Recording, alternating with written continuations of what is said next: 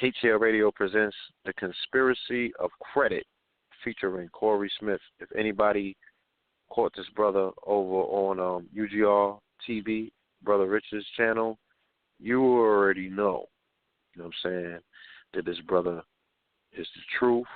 We want to bring some of that truth to you here tonight on KTL Radio, okay? So just give me 1 second. Let me open up the studio. Get the Brother Red in the building. Okay.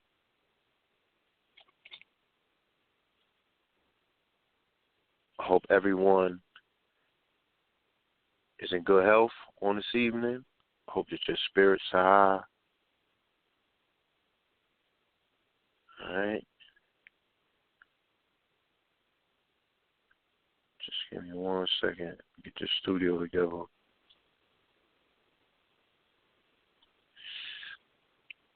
Yeah.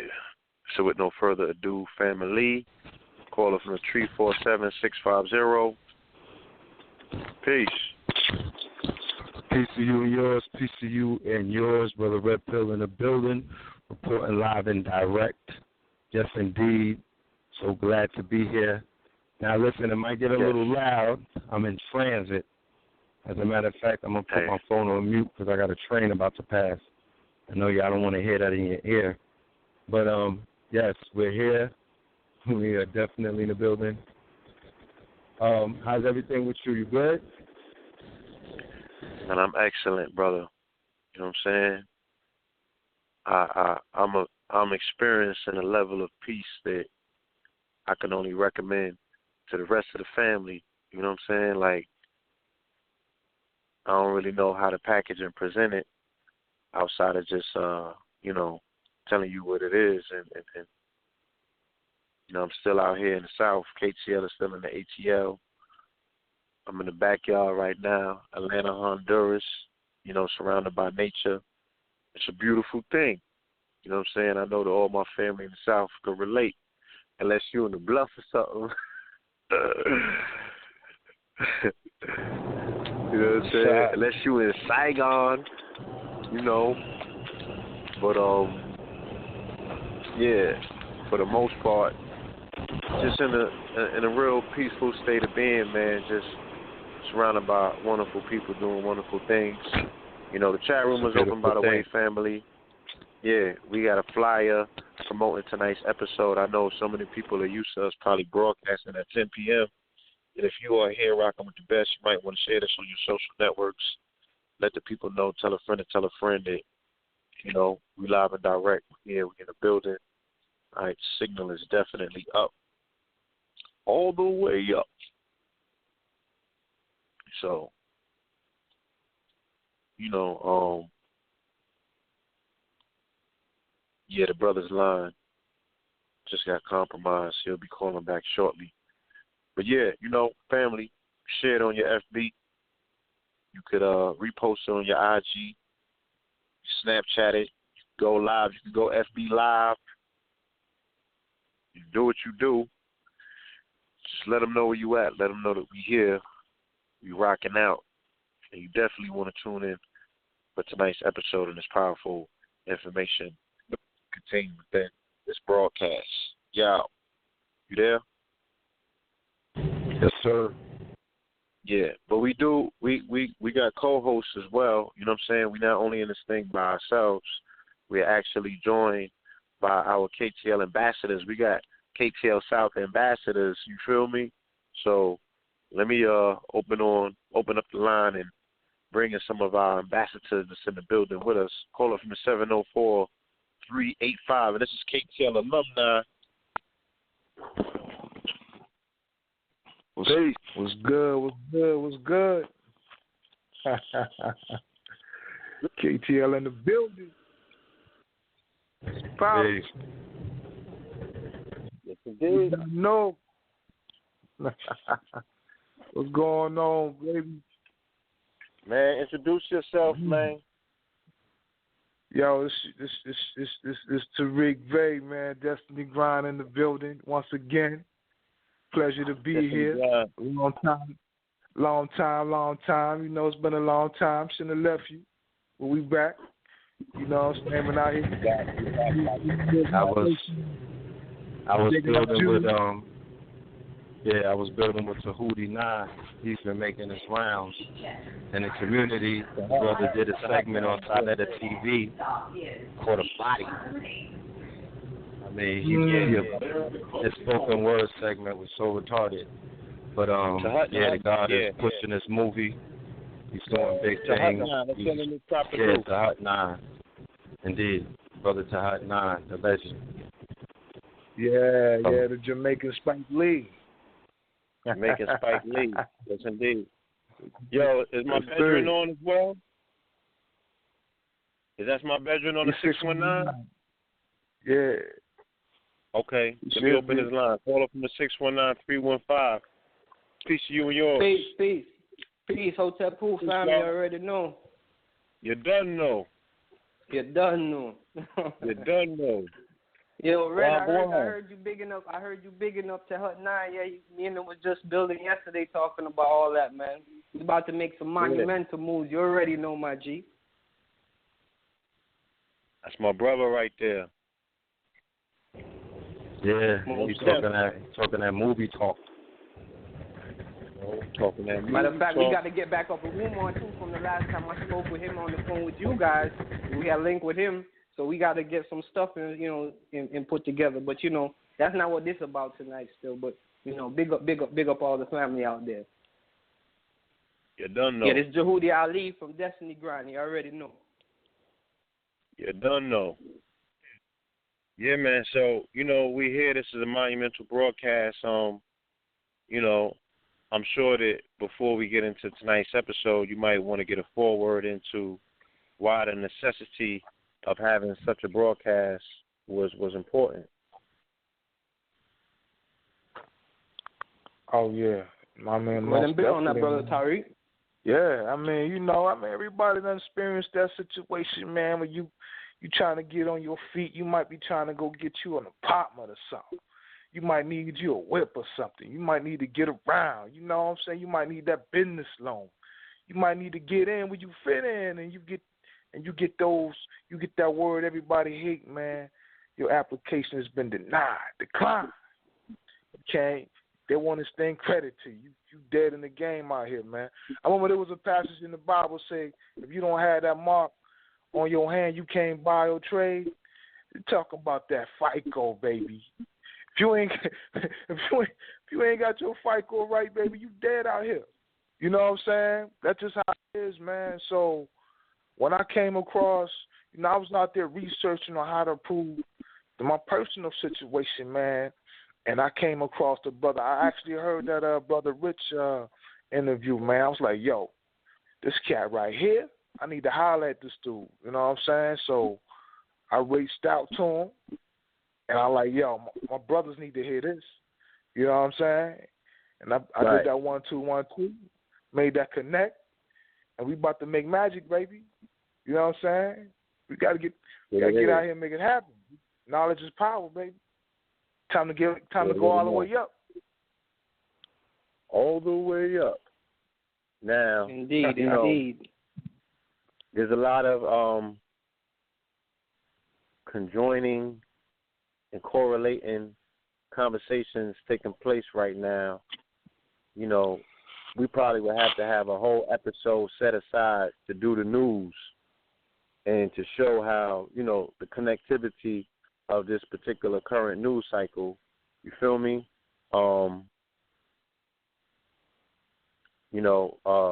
But Brother Red, before we get it started, do you want to do, you want to talk briefly on anything that you experienced this past weekend? Anything the family needs to know about? I see you got a few clips out there on social media. Do you want to talk about any of these things?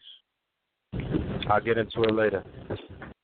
Yeah, we'll let the show go through. I definitely have a lot of announcements. I want to promote some of the videos that are currently streaming, the narratives, the conversations, things that are going viral. But I'll wait till later on and we'll talk about it. Okay, I can dig it. All right.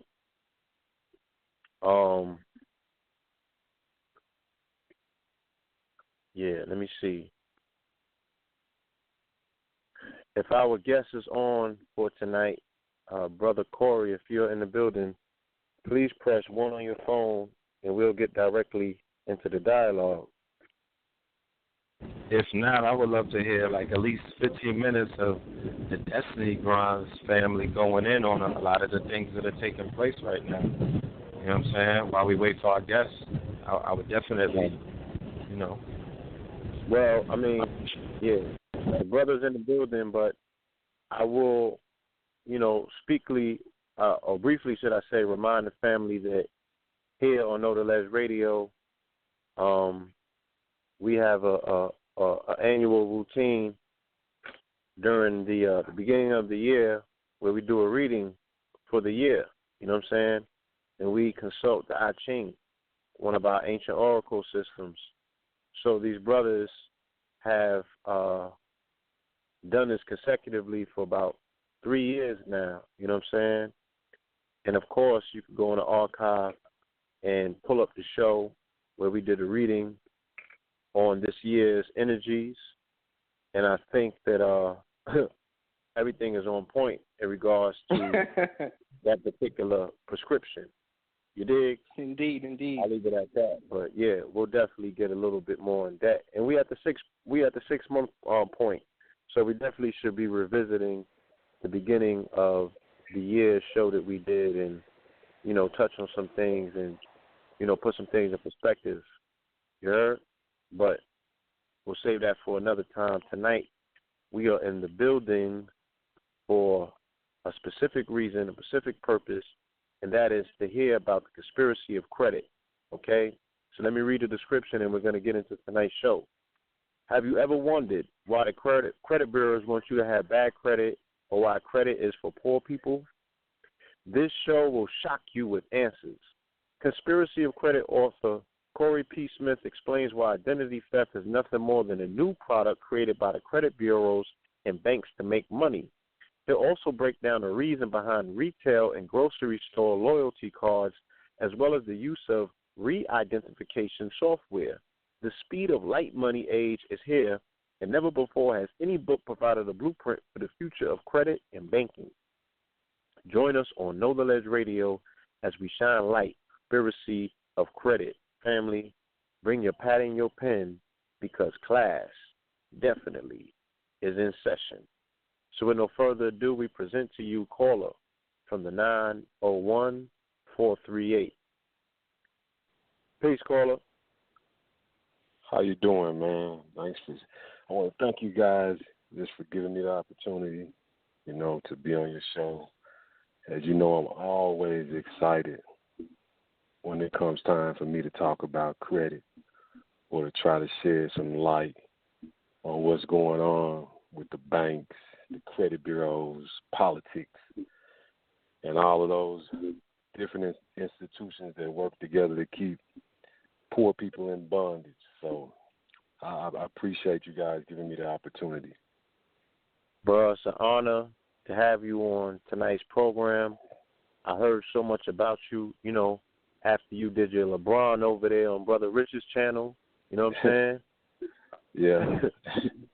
Of course, between Curry and LeBron, because you were shooting threes from the key and everything. So, the streets been talking, man. And I'm in the South right now, and I must have had like 13 conversations about credit in the last 2 weeks. You know what I'm saying? This is heavily on people's minds. It's heavily on a conversation. So, you know what I mean? You got the right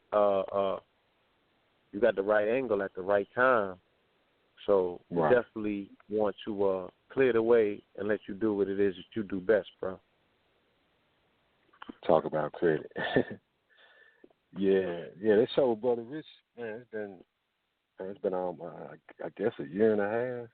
Yeah, maybe 2 years, but that was a good show. But I actually been, out of circulation probably the last 6 months. I was in LA trying to finish up a documentary that I had been working on for years, trying to piece it together. And I finally got it finished. I wanted to give people some real gritty, raw information, but put it into video, like let them see it, let it be visual. A lot of times people can relate to seeing things as opposed to reading things, and but I'm happy to be back. I kind of work. If anybody have questions, like I like to be asked questions because people have a lot of unanswered questions when it comes to credit, or they have a lot of misconceptions when it comes to credit, or they just be thinking wrong when it comes to credit. It could be something as simple as just today I had a guy, he was asking me a question about his vehicle, and I actually even talked about this in the book, but he was concerned because his vehicle was up for repossession, and he was trying to figure out what he needed to do. And I just simply told him, your credit already screwed up. Don't let them steal the vehicle back from you, and don't worry about the title, because he was so concerned with getting the title to the vehicle. And I don't think a lot of people don't realize the title means nothing. It's something that depreciates in values. And I think that a lot of people have the wrong perspective. I just use that as an example when it comes to credit and money. They just look at things the wrong way. So I just try to give people a different perspective on how to look at things. 'Cause at the end of the day, if you poor and you don't have any money, you basically you trading time. Like you trading, when you got money, it gives you time. It gives you time to relax. It gives you time to vacation. It gives you time to plan. And a lot of people don't have the opportunity to do that in 8 hours a day. They sleep in the other 8 hours a day, and they worry for the rest of the hours. So that's what I try to do when I talk about credit. But I guess all I have to say is, any of you guys have questions, throw them at me.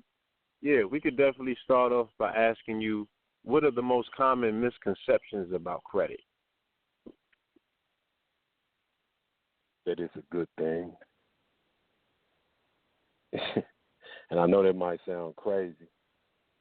It's a good thing when you know how to utilize it and eventually put yourself in a position where you don't have to depend on it anymore.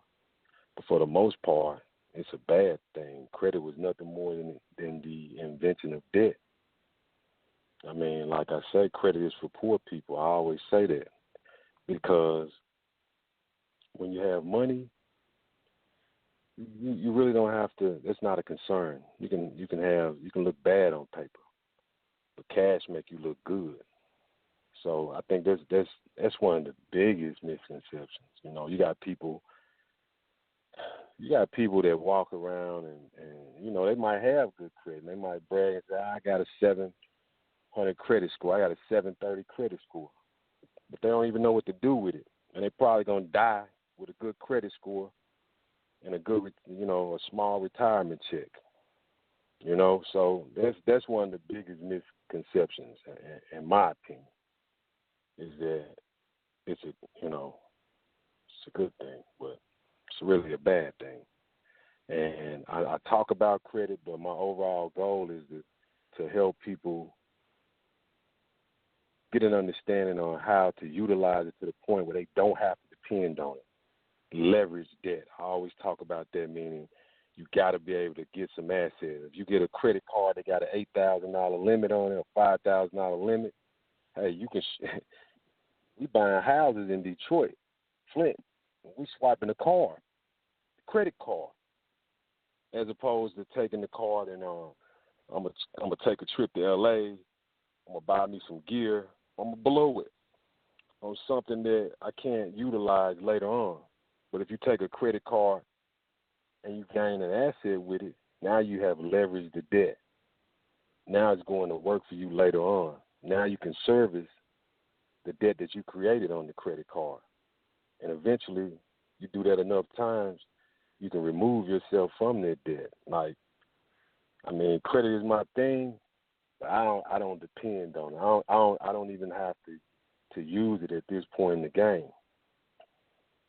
So that's one of my motivations is, if I can get it. I talk about this in my documentary, like it's more than about credit. It's a movement. It has to be a movement. It's not even a black and white thing to me. It's a poor thing, because I've seen it up close and personal. Like, people with money, people with power, they don't care whether you black or white, green, whatever. A lot of times their ambitions blind them to who you are, what you are. You're just an egg to them waiting to be cracked. And I understand that. So I try to position myself to be on their level, as well as provide information to other people so they can reach that same plane. I often hear, this is one of my things, because I often hear people talk about knowledge is power. And it is power. But I also say knowledge has its greatest power when it's a secret. But once that knowledge begins to be filtered down, it loses all of its power. And what I try to do when it comes to credit is eliminate that. Because there's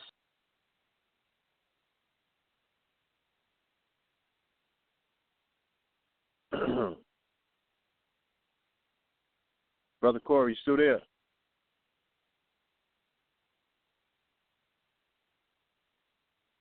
I don't know. It looked like he got dropped, bro. Yeah, I don't see that on my back in the studio. You might have hit the mute button. Brother Corey, you still with us? Brother Corey, unmute yourself if you can.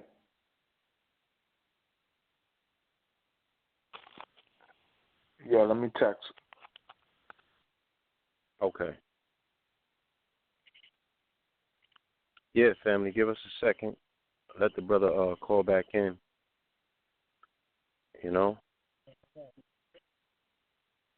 his call definitely dropped. I see it now.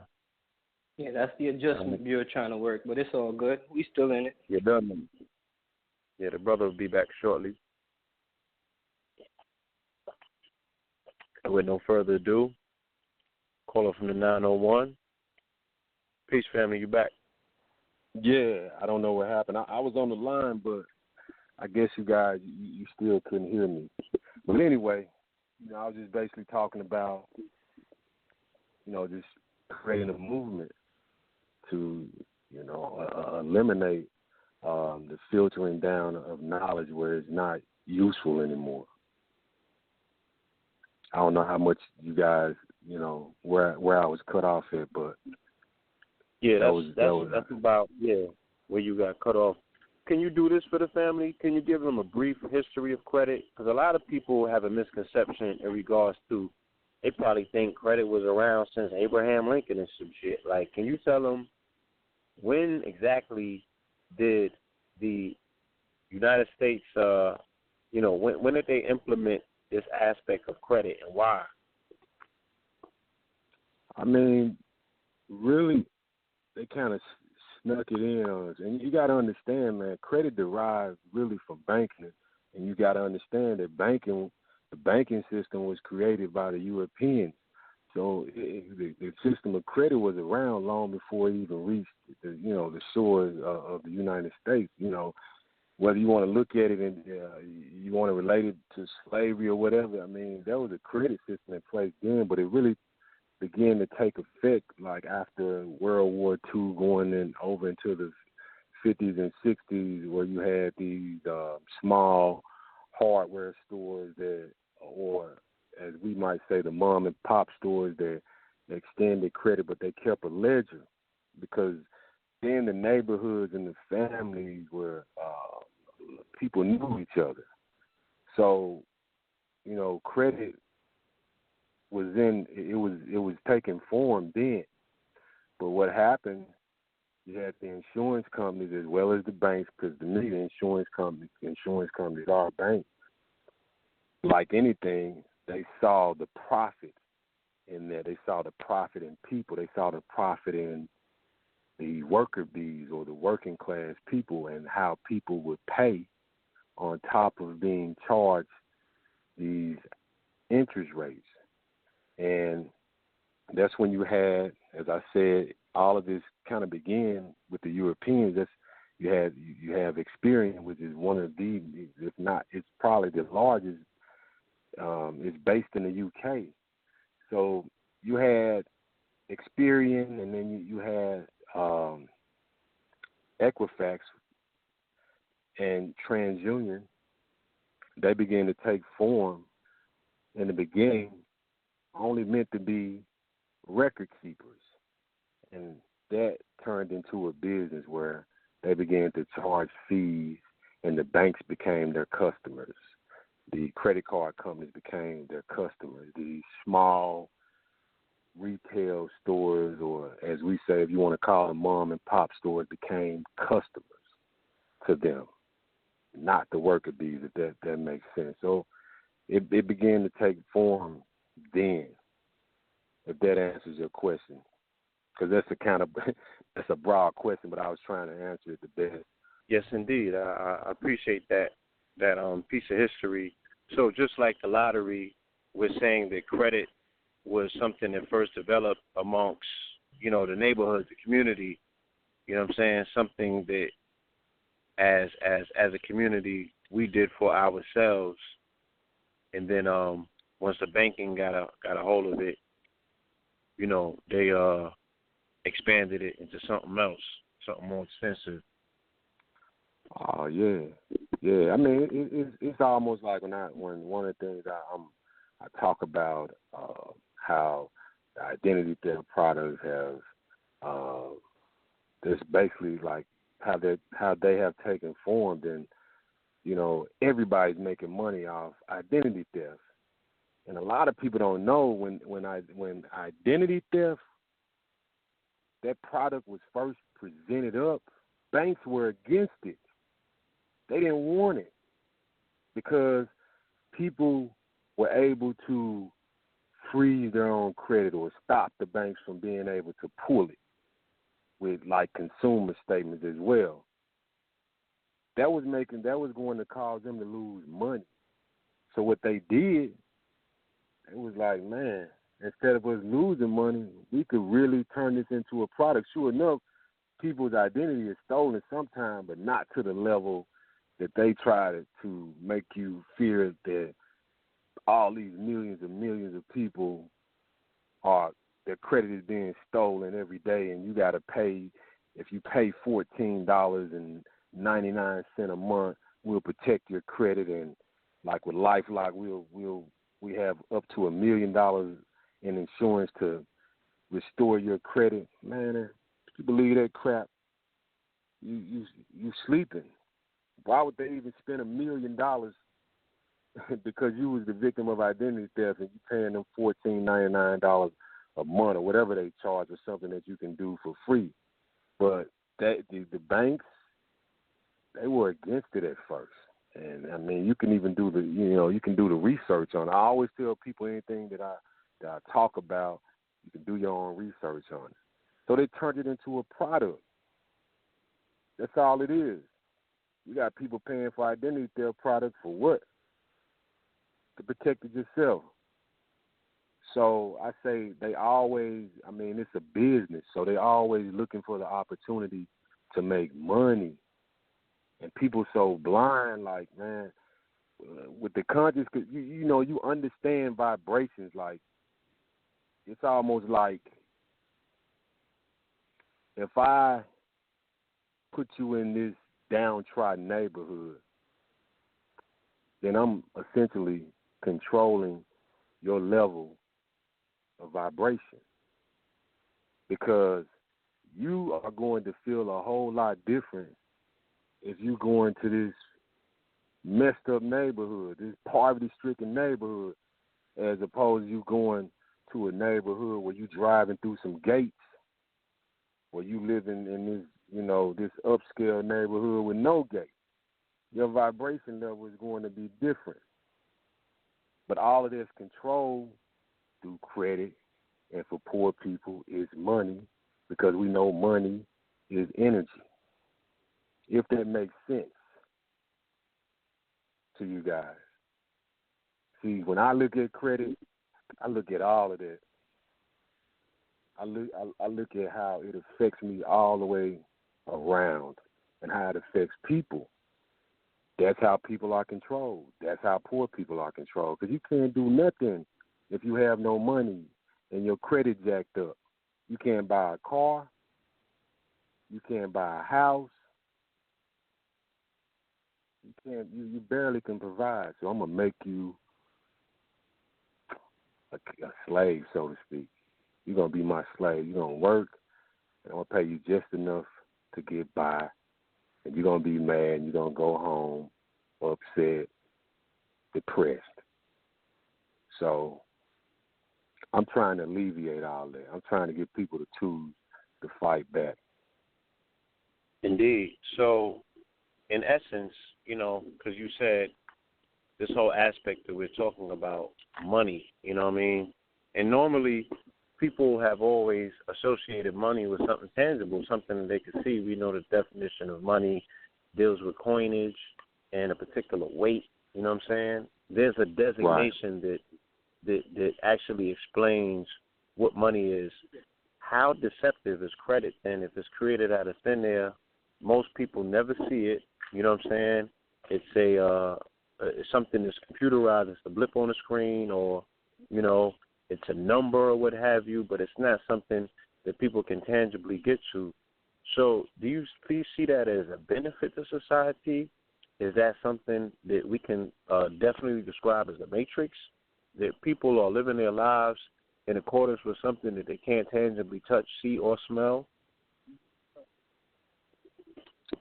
Yeah, I mean, I guess there's one way of looking at it.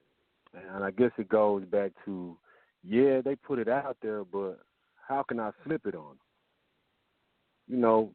I say credit is a bad thing if you don't know how to utilize it to get your hands on the tangible things. You're right. You can't see, like, I can go home tonight, and there's ways to create $5,000 out of thin air. But you got to know how to do it. You got to know how to play the game. You got to know what to do. And there's people that's doing it. So, and in one way, it is. Well, of course, it's the matrix. But in another sense, then, I mean, you can take control of it. I mean, the bottom line is, it's like this. You always have to. It's about. We're talking about credit, but it's about life, man. It's really about being able to recognize the resources around you. If you have no money, I made this statement in my documentary, because I'm from Memphis, and I had made this statement. I guess a few of you guys from New York, but I had made this statement. I said, people always say if you can make it in New York, you can make it anywhere. And I was like, well, hell, I feel like if you can make it in Memphis, you can make it anywhere. Because I come to New York, and I'll eat New York alive. I'll eat it alive. And the reason I say that is because I'm going to see all the things that the people in New York who don't recognize it, that live there, I'm going to see all the things they don't see. And I'm going to capitalize on it. Like I just came from across the waters. I'm going to be hungry because where I'm from, it's warehouse. They can have. I have to give you a bar. You talking say again. What did he say? I said I had to give you your bomb. You talking greasy now. Yeah, so what I mean by that is, like I asked the guy, I said, you in New York. You in New York. Because I do this, I help homeless people a lot. But you in New York, you might have 3 homeless people come up to you and ask you for something. And that's all you see is a homeless person. Well, I don't see that. I see a business partner. I see a business opportunity. Because I'm going to give them more than $2. Be like, hey, come on. I got $200 for you. I'm going to get you set up for 30 days. I'm going to make sure they in their right mind. then I'm gonna let them know how we can get some money.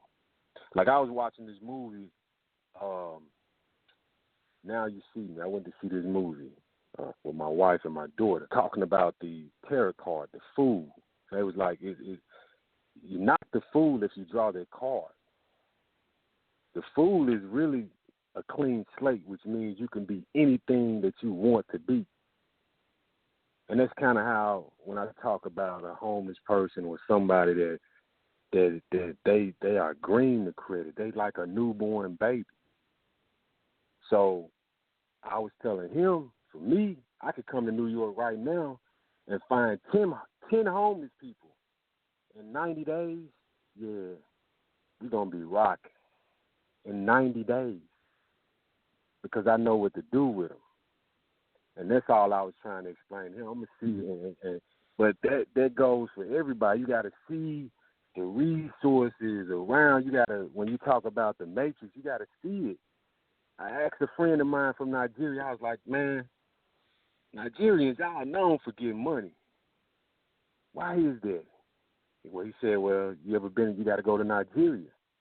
And I was like, I don't think I'm going to make it there no time soon. And then, but he we laughed about it, but he said the difference is when we come over here, like most foreigners, we ain't focused on racism. We don't give a damn about politics. We don't care. We focused on money. We focused on progress. We putting all our energy into that. And I was like, And that's what I think happens a lot of times.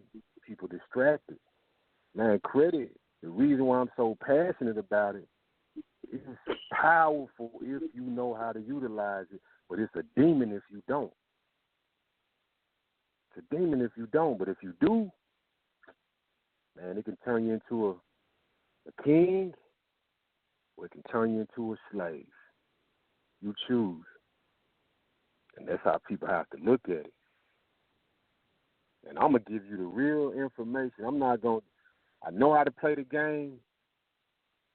And as we all know, sometimes the game ain't fair. Most of the time, the game is not fair. Then the rules are. Let me ask you this. Right. Let's say, you have a newborn son, and this son has come of age. Son is about 12 or 13, you know what I'm saying? Maybe even younger than that. How would you raise a child to totally avoid credit? You know what I'm saying? How would you advise somebody to be independent of credit? And I'm saying this because the narrative has pretty much, especially in the community, been, credit has such a bearing on who you are in society. I'm in the South right now. I'm in Atlanta. Credit rules out here. You feel me? Right. Like, it's a determining factor in a lot of different situations in people's lives on this side, you know what I mean? Even more so than it is in New York. New York, they still like that cold hard cash. Down south, it's about that credit. Right. You know what I mean? So what would you advise a child of yours that you were raising? How would you raise them to avoid credit altogether and be independent and still economically, strong? Oh, man. Hey, listen. Listen to what I'm saying. I don't. My daughter just turned 18. I had her embracing credit at 16. She closing on 2 houses in about 30 days. When she was 17, she had a 760 credit score. Because I took 2 credit cards I had been paying no lates on for the last 4 years. And I put her on the cards. And then I went and got her a couple of primaries. I already had her bank account set up with one bank. She's been with the bank 2 years. So, I had her embrace it. But I'm teaching her this going to be your way out. Where you ain't got to depend on it. Matter of fact, you're going to be in such a position, your name is going to be credit. You ain't. They don't want to give it to you just because of how good you look on paper. Period. How good your bank statement look. How good your assets look. Because you 22 years old and you already own 20 houses. It don't matter if the houses only cost $50,000, $60,000. You own them, and they revenue streams. It ain't the problem. You want them because that's the game that they got to play in it. But like I said, they can't let it turn them into a slave. So I had my daughter. I had her embrace it, trained her like she been around me. She know what time it is. She knows certain things. She know if the process server come, like I got tricked with the media. That never happened. Like, man, they caught me slipping. She knows, no. You don't accept nothing. They can't, nah. She knows if, my daughter know right now, and she don't even have it, but if somebody sends you a letter saying you got 30 days to respond to this, respond. Don't back down. Respond. That's what they want you to do, to not respond. So my point is, I'm teaching her. So I'm not telling her to run away from it. I'm giving her the knowledge. The knowledge is not filtered down, so it's still power. Because she got a lot of rules to the game that a lot of people don't know because that's my seed. She around me. So by the time she get to be 25, she's going to be a beast. I want her sitting at the table doing multi-million-dollar real estate deals. I want her to be building hotels in these tropical islands somewhere. So at that point in the game, man, she's not dependent on it. That's what I mean. It's almost like I heard Donald Trump on this show years ago, How'd You Get So Rich? He said, I can go into a restaurant and I can have 20 people in my party. Checking it, they'll say, no, Mr. Trump, don't worry about it. Don't worry about it. But it could be somebody over there with 3 people in their party and not rich and they not famous. They got to pay up because of his name. They did this. So that's what I mean.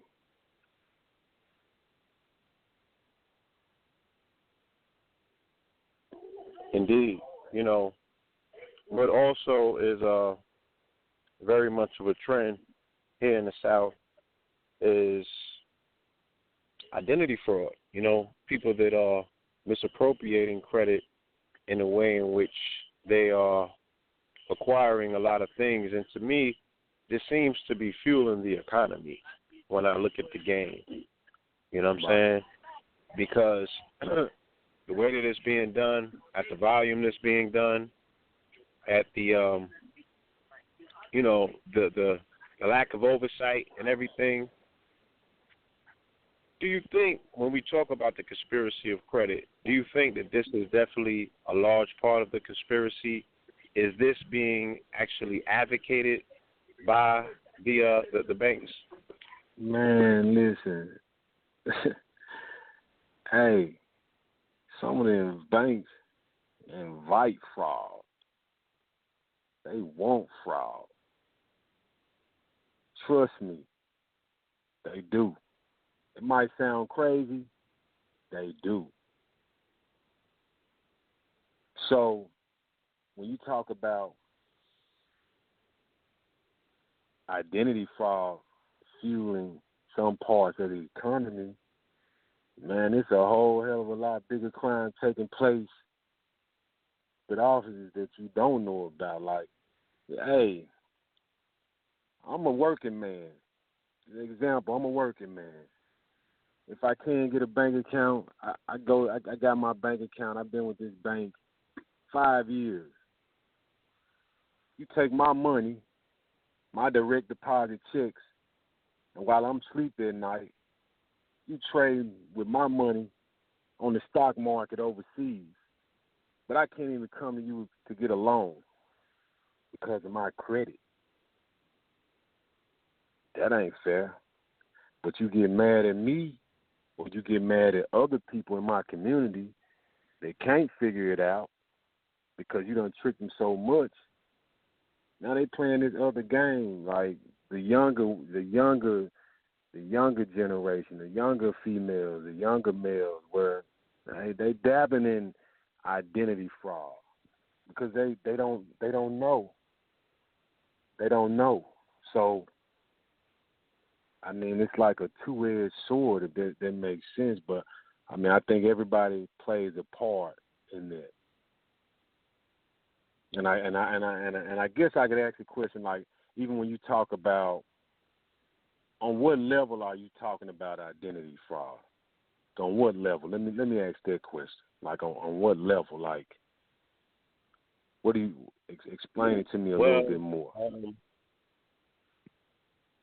The appropriation of people's profiles to create whatever people are creating with them, whether that be applications for credit, whether people are purchasing homes with it, opening accounts, transferring checks, you name it. You know what I'm saying? I mean, it's a very broad category. You talking? But are you the one in Atlanta? You in Atlanta?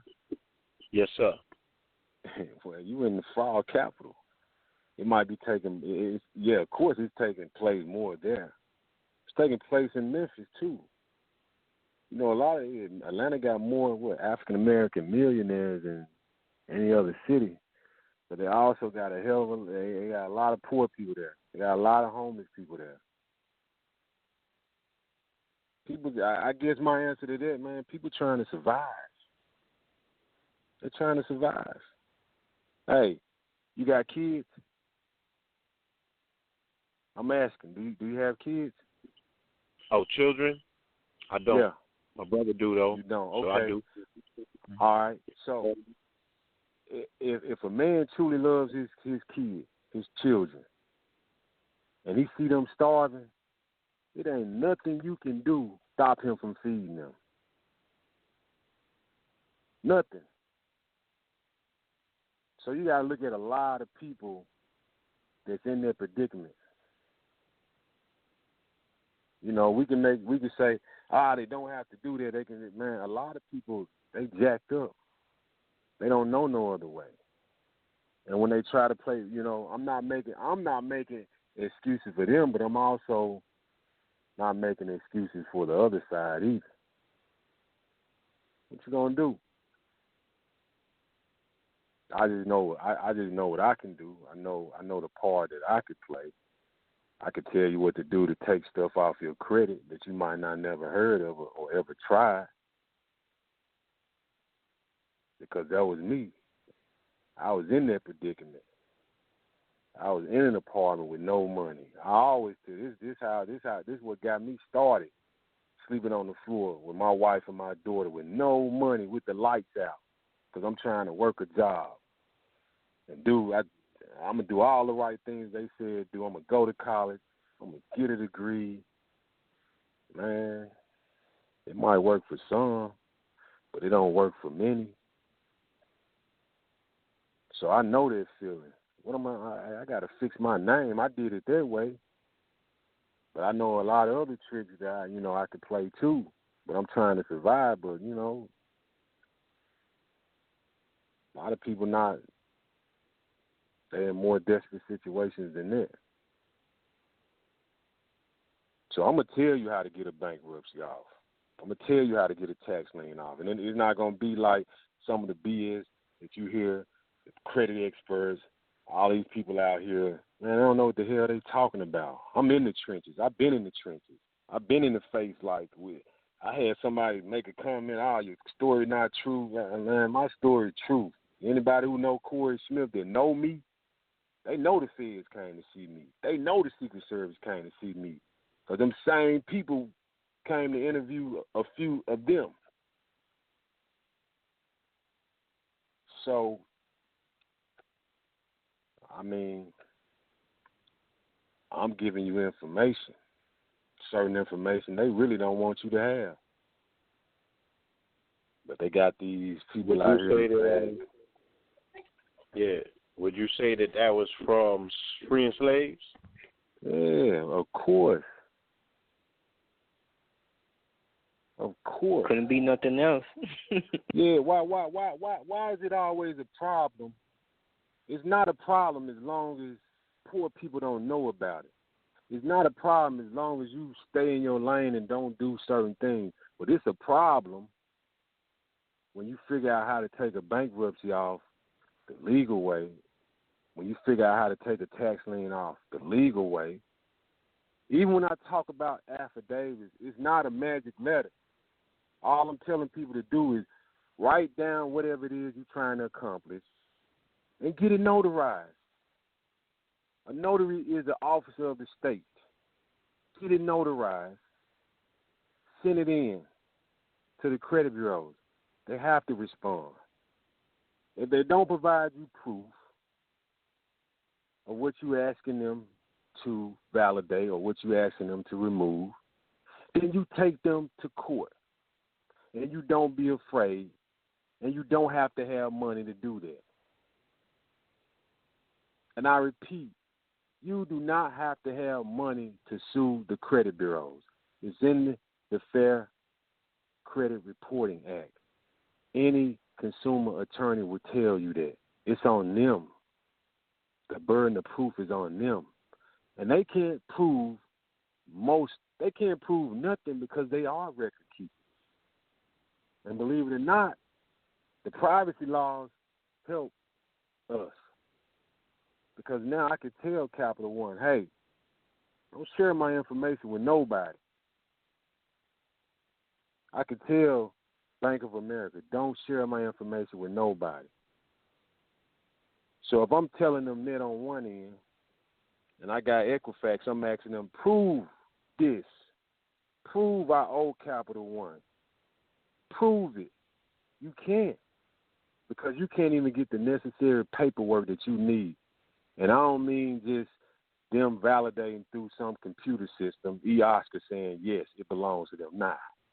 You need the paperwork. We going to court. It's free. You don't if you got a consumer attorney that knows what he's talking about, knows what he's doing, he's gonna tell you that. It's on them. You don't have to pay no money up front. And trust me, they're gonna bag down. They're gonna bag down. What is your experience, yes, in the courts dealing with mortgages and foreclosures and things of that nature? Is this all tied into credit as well? Man, listen, with foreclosures, I ain't never even made it to a courtroom. I never had to. My affidavits have worked. Even if it took me 4 or 5 months, it works. I stay on them. I stay persistent. And I make sure my timing is right. Like if my house just got foreclosed on, hey, if you just got kicked out your house, then you're going to have you about a 12, 14-month wait before you need to be trying to make a move on that foreclosure. Because so many things have to take place in between that time, all the way down to them probably 1099ing you, saying you owe for the balance because they're looking at that as earned income. Because that bank gave you a loan and you defaulted and they didn't get all their money. So it's a lot of things, you know. It has a lot. It's a lot of factors that you have to take into consideration. But you can take a foreclosure off, but you can't take it off just by disputing, saying, "Hey, this is not mine." Nah, it's gonna take a lot of paperwork, a lot of paper. It just boils down to how hungry are you, how much you love your family. It's gonna boil down to that. I mean, like I said on one show last week, you think it's fair? Listen, you can't charge me taxes on a loan, but somehow they have managed to make you pay taxes on credit. Because when they charge the credit card debt off, bam, you 1099 and you, the IRS, they want their money. But you just asked me about identity theft. Who the bigger crook? I'm going to mess your credit up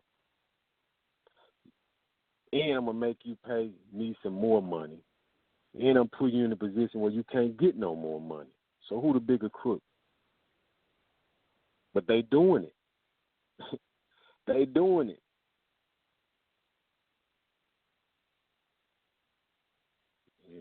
So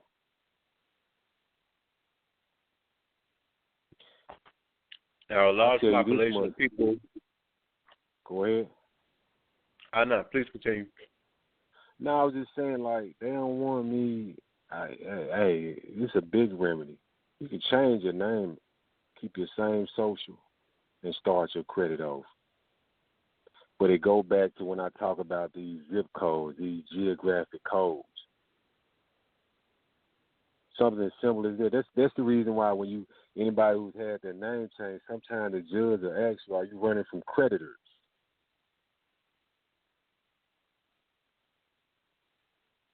Because it boils down to the principle of once your name is changed, you might have the same social, but now I can reinvent myself with a different zip code or a different geographical location. And the credit bureau's database system is going to generate me a whole new credit file. And if they do merge my old file, well, guess what? Hey, here go my driver's license. Here go my social security card that got my new name on it. That's not me. Remove it. You think they want people to know that? Nah, they don't. Now, how about retaining the same name but getting a new social? Would that also reset it? Yeah, but you're going to have a lot harder time with getting that new social. Because you're going to have to prove why you're going to really have to prove, hey, why we giving you this? Well, if somebody rip your name apart to the point where you just absolutely through, that you can't fix it, or you some female that had her brains beat out so many times that with police reports and all of that to back it up, or if somebody went and bought a house or something in your name and you can show that, yeah, you might be in luck. The name change is a much easier route. Yeah, it takes like I was in one other interview, like a lot of stuff goes in, like a lot of factors, even when it boils down to like the state you live in. Like the state of Georgia, it might have each state has its own credit score anyway. So when we talk about geographical code, like Georgia might have a 600 credit score. So you might apply for a Chase card, and you might only get 5,000-10,000. But I might go to a state that had like Washington State or Minnesota that has a high credit score with a 740, and Chase might give me 20,000 on a card. So all of these things play a factor. Like even when you doing the name change, or even when you moving around and you've been able to maintain your credit. Like if I'm trying to raise a certain amount of money, hell, I might set up me a new resident in Iowa somewhere and pay some apartment rent. I don't care if it's one room, $300 just for their address. Do it and forward all my mail to their address. Credit bureaus will pick it up. And I continue to build my credit profile because I know which card that I'm going to apply for because I want the higher limit because my geographical location has changed. So they're gonna look at me different. That's why I talked on Brother Richard's show. I talked about an Kindred report, and a lot of people need to get that. A lot of people need to get their IDA report, or what's called ID analytics. That's why when you be applying for this credit and they tell you we're going to ask you a series of questions. These are pulled from public records. That's where they're getting that information from. So you need to see what they seeing. You need to see on your Kindred report the neighborhood that you live in. the median household income is only $25,000 a year, and the average level of education is the 10th grade. The chances of him filing bankruptcy is like 60%. You need to see that. So I'm going to switch up on them. I'm going to change my geographical location where the average level of education is a master's degree and the median household income is $160,000. Then I'm going to go apply for some credit. That's part of the game. So the best way to understand credit, because I'm still trying to get a definitive explanation, not the one that we get in the books. I'm just saying the perspective that we should be looking at through our eyes. Is it best to say credit is speculative racism? Hey, it ain't black or white. If you saying racism from that standpoint, it's not. It's definitely not black and white. Should I say black and white? Because we're talking about, like you said, minimum income neighborhoods, and certain neighborhoods are redlined, and I know that certain racial factors have to play into certain aspects of how these things are being calculated. If they're saying this person is more susceptible to bankruptcy, or this person is more susceptible to X, Y, and Z, they're more of a health risk maybe, so the insurance might be higher. These are the things that are, indicators, you know what I'm saying? But let's say, I think that the better way to describe it would be speculative classism. Yeah, I mean, but even with, that's why I say even when you just mentioned insurance, man, all this credit. The credit bureau's Choice Point is owned by Equifax.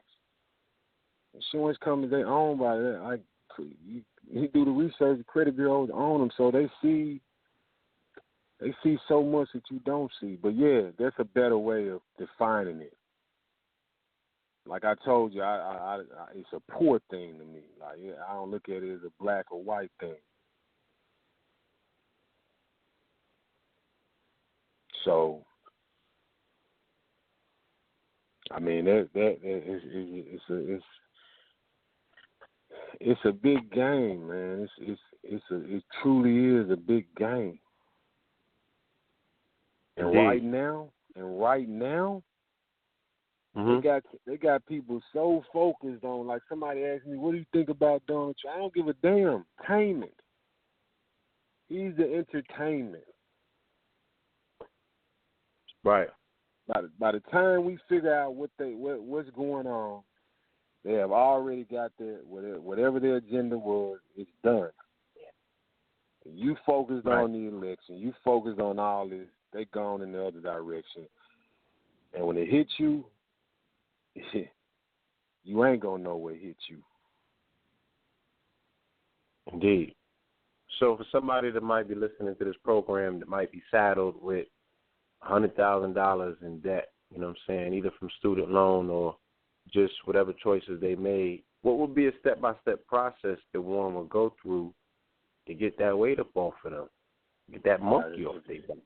If you bog down in student loans, because I had been speaking on affidavits, and people were thinking that, I got letters like, and I really been slacking on putting the information out on the internet, but I had put so much time these last 6 months because I wanted to finish my documentary and give some people some real information, because a lot of people, we don't, I always say people would rather be entertained than educated, and that's real.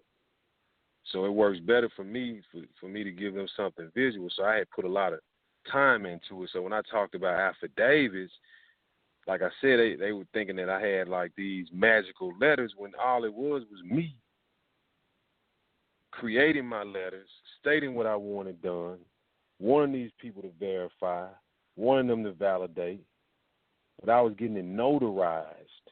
I was sending the certified mail, and I was building my paper trail, because if it got to the point where I got to take them to court, I'm going to take them to court.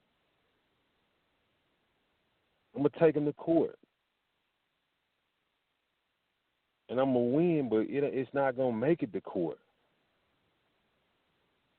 It's not even going to make it to court. The student loan's still going to be there, but the objective is to get it off your credit report, and that's one of the best ways to do it. Like, don't just send simple disputes. They don't always work. Sometimes they do, sometimes they don't. But if you just want to go in, everything that you do, notarize it. Everything. If you send in a letter to change your address, get it notarized. This is an affidavit of fraudulent address. List all the addresses on your credit report that you don't want on your credit report anymore. Get it notarized, send it in to them with a copy of your driver's license and your Social Security card, because they already got your information anyway, because you voluntarily gave it to whatever creditor that reports on you anyway. So you gave them your information. But like I said, it's a remedy for that when it comes down to getting that real paperwork to show that I have an agreement with this company. The privacy laws, don't give them permission. But that's how somebody's bogged down with student loans. Start with the affidavits. And it's not always going to work with the first letter. You got to keep at them. Give yourself at least a good 4 or 5 months. It's not a long time. Hell, it took you years to get in that position. So it might take you a year and a half to get out of that position. I always set a lot of my goals at 24 months. Like I always, but most people don't have that patience. They want it quick, but they can come off. You just got to be persistent. Like when I was trying to take my student loans off, and I did, I damn near was sending letters out every week, every other day. I was pounding them. I was doing handwritten letters, getting them notarized, because you got to understand the credit bureaus, they already have software in place that recognize, like when you send in a typed letter, the software automatically going to spit out a dispute just from the word recognition. So that's why sometimes you got to handwrite some of the letter. You got to use a certain color ink so you can get some real eyes on it and they can see what you're talking about. Because you got to think the people that's looking at your disputes anyway, or those letters that's bouncing out, or the ones you call, they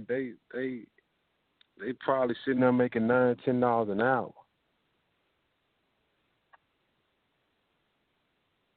They are controllable employees. That's why they got the job, because we can trust they're not gonna do nothing that they're not supposed to do. I mean, that's my best advice. Or if you got somebody that has a clean slate, just duplicate yourself through them. If your credit is so messed up and it's going to be too much work for you, and you have educated yourself on what to do, and you got a uncle, I hate to use these words, but maybe a drunk uncle, or, somebody that don't, their spirit is dead, so to speak, you got to revive them and duplicate yourself through them, because they do have a clean slate, but y'all can do business together. You can be the captain of the ship, like, their uncle or their relative that they probably never gonna use their credit, or they don't have a clue about it, but you do because you've been through it. And now you $100,000 in debt, and you don't want to do the work to try to get out. Hey, duplicate yourself through somebody. That's another way. When you say duplicate yourself through somebody, are you saying attach yourself to someone who has good credit? That has no credit. That has no credit. That has no credit. That has no credit. Because if they don't have any credit, man, two AUs, authorized user accounts, with good payment history would skyrocket them to a 700 plus credit score. Now all you got to do is go get them some primaries. Once you get them a couple of primaries, you got to know which banks to go to get the money. Like the United Nations Credit Union up in New York, man, they giving $50,000 on credit cards. Now, how do you liquidate the credit cards? How do you turn that into cash? Well, I go incorporate me a brownie stand or a lemonade stand, and I'll give me a merchant account set up through Elavon, a mobile merchant account, and I might start to buy from my lemonade stand, or they're not my lemonade stand, but somebody else's lemonade stand. And I probably shouldn't be saying that, but now I'm liquidating the credit card. I'm turning it into cash. You follow me? I do, yes indeed. That's a whole lot of swiping, bro. You swiping hella lemonade. Really. You know what? maybe I should. I just use that as an, but you can create an industry that's going to require big swipes. An industry where, hey, if I spend $10,000 with this industry, like it might be, it's not a red flag. And I ain't even saying use the whole 50,000, but I'm just saying I'm able to utilize some of the money off the card. That's all I'm saying. Because you can't use the card everywhere. You're going to need some cash to do some other things. Even if you want to, buy some houses on the credit card, that's another route. There's places, states that let you just swipe the card. The house is yours. Point is, there's a lot of things, creative things that you can do. A lot of creative things that you can do. To your knowledge, brother, because from my understanding, credit been around since the 70s, you know what I'm saying, in terms of what the banks are doing. To your knowledge and your research, was there ever any institutions in our communities that were teaching this to their children? Was there ever anything outside of Susie Orman, that's her name? Yeah. Was there ever anything outside of that that came and taught our people about FICO scores and you know what I'm saying? Like, where is this education being taught? How is a society, and not only in our community, I would imagine maybe in other communities, though, this might be something that they teach their children. I don't know. But as a country, in a country run on credit, where is this information being taught? Nowhere. They don't give you no course on credit in college. Finance, because you take a finance class, man, you must gonna graduate with it. When you graduate college, you must gonna have a bankroll. Economics, does that really apply to you? Like I had Dr. Julian Malvo. She's the first black female economist blow up on me in D.C. last year because I made the statement that I always make, that education is overrated. And when I said that, she took offense to it. And that's because she's stuck in time. Like, how do I have the right to say that? The millions of people with degrees with no job and broke as hell. That's what y'all taught us. That's hey, we was taught, hey, go to college, get a degree, and get a good job. you know, but it's not being taught nowhere. The only reason my daughter know about it because I know about it, so I gave her the education. And I'm sure there's other parents that know about credit, that's giving their kids the same type of education or some level of understanding when it comes to credit and what to do with it. I'm pushing my daughter and my kids into utilizing credit for the purpose of obtaining real estate. Because that's what it's, at the end of the day, it's what it's all about, real estate. I mean, even real estate beyond the shores of the United States.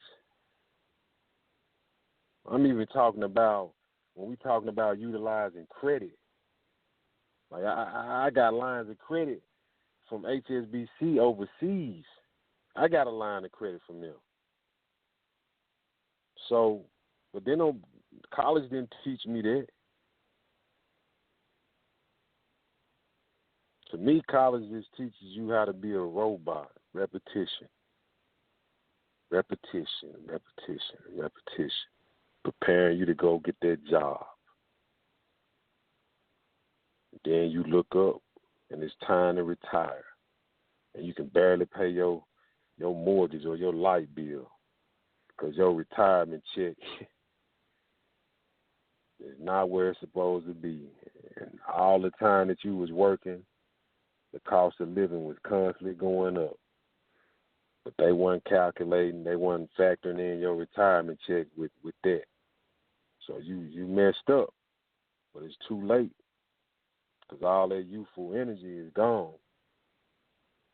That's why I always tell any kids this. I tell adults this. I say whenever I can, you will always be able to make minimum wage from the neck down. Always. One idea to make you rich. When you use your brain from the neck up, it'll make you millions. But they not teaching you that. They teaching you how to always use the right side of your brain. When we all spiritual beings. But I'm not gonna teach you or put emphasis on you using the left side of your brain, the spiritual side, to tap into your creative being. They don't teach you that. That's why you raise your right hand. Raise your right hand. Swear on the walk on the right side of the hall. Man, they conditioning you. People don't pick up on all of that. You go to church. Man. You know, preachers can get mad, but I don't understand how one man can command thousands, and he living lavish, and the majority of your congregation jacked up, and you doing something that you don't even know what you're doing. You standing up there and you using music with your words to mesmerize people and tap into their emotion, their money, because the majority of the people sitting in your congregation is women. Yeah. Music is mesmerizing, and the most powerful energy in this universe is sexual energy. That's why they use the hip hop industry and all of that, and they mix it to dictate trends, to dictate behavior. They use it. That's what I mean. The human being, people predictable. They predictable. That's why when I talk about credit, it's all algorithms. You predictable. They know what's going to happen. They know if you got a great credit score at some point, you're going to mess up. The numbers are going to tell them that. So, but going back to your question, they don't teach us that. Why would they? So I do know that this information that you are sharing with us, you know, you have it in the book that you have penned. You also got more information And if we want to really be able to fan out in our communities and share this information, you know, we have to start with an education of our own. Like you said, you know, school education is overrated, but I feel that you might have some information and some education that can be shared within this book that you've written. People that have purchased it have given it very, you know, the thumbs up. They gave it good reviews. So I wanted you to share with the audience where they can possibly get themselves a copy. You can get the book off of Amazon. You can get it from Barnes and Noble. If they don't have it in the store, they'll order it for you, because I'm trying to fill. I've been getting purchase orders almost every day from the Barnes, like Baker and Taylor, which is the ones that stock Barnes and Noble. So you can get the book from bookstore, Amazon, iTunes, audio books. How to Outsmart the Credit Bureaus is not on Kindle yet, but it will be within the next 3 weeks, next 3 to 4 weeks. Old version of How to Outsmart the Credit Bureaus out, because I'm putting out the revised copy, and I felt like people need to read the first one that I put out. So within the next couple of months, there's 2 books that I'm putting out the revised copy of How to Outsmart the Credit Bureaus, and this other book that I wrote called The Invention of Poverty. So all of those books are like, the latter books are like spin-offs of Conspiracy of Credit and How to Outsmart the Credit Bureaus. But you won't be disappointed with the books that's out now. But you can get them Amazon, Barnes & Noble. Go to my site, www.coreypsmith.com or www.conspiracyofcredit.com. Yes. And each one of these books, they have information pertaining to student loans.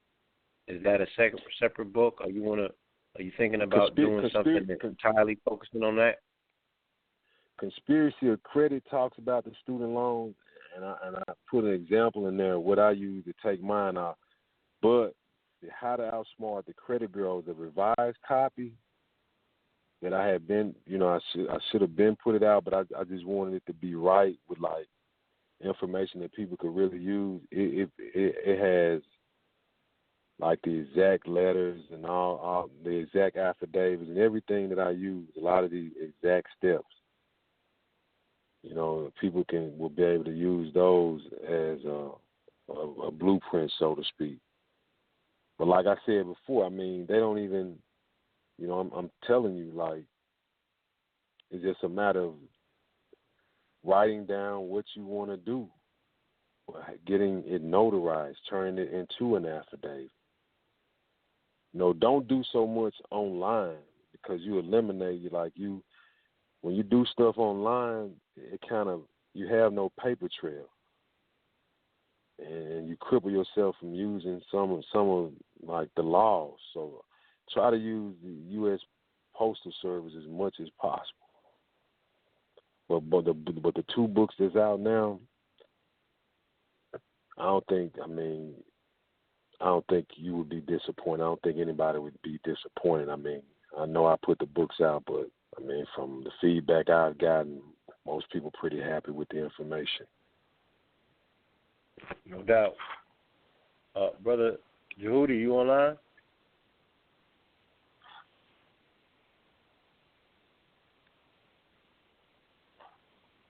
Yeah, I'm here. Yeah. I know that you said you had some questions.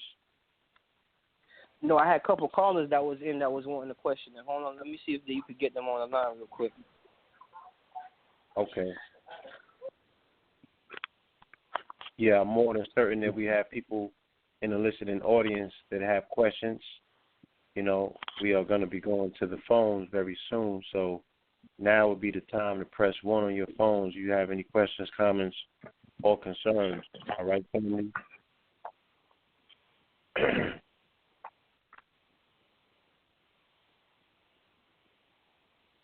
Yeah, I'll wait for the brother to get his thing together. Brother Red, are you there?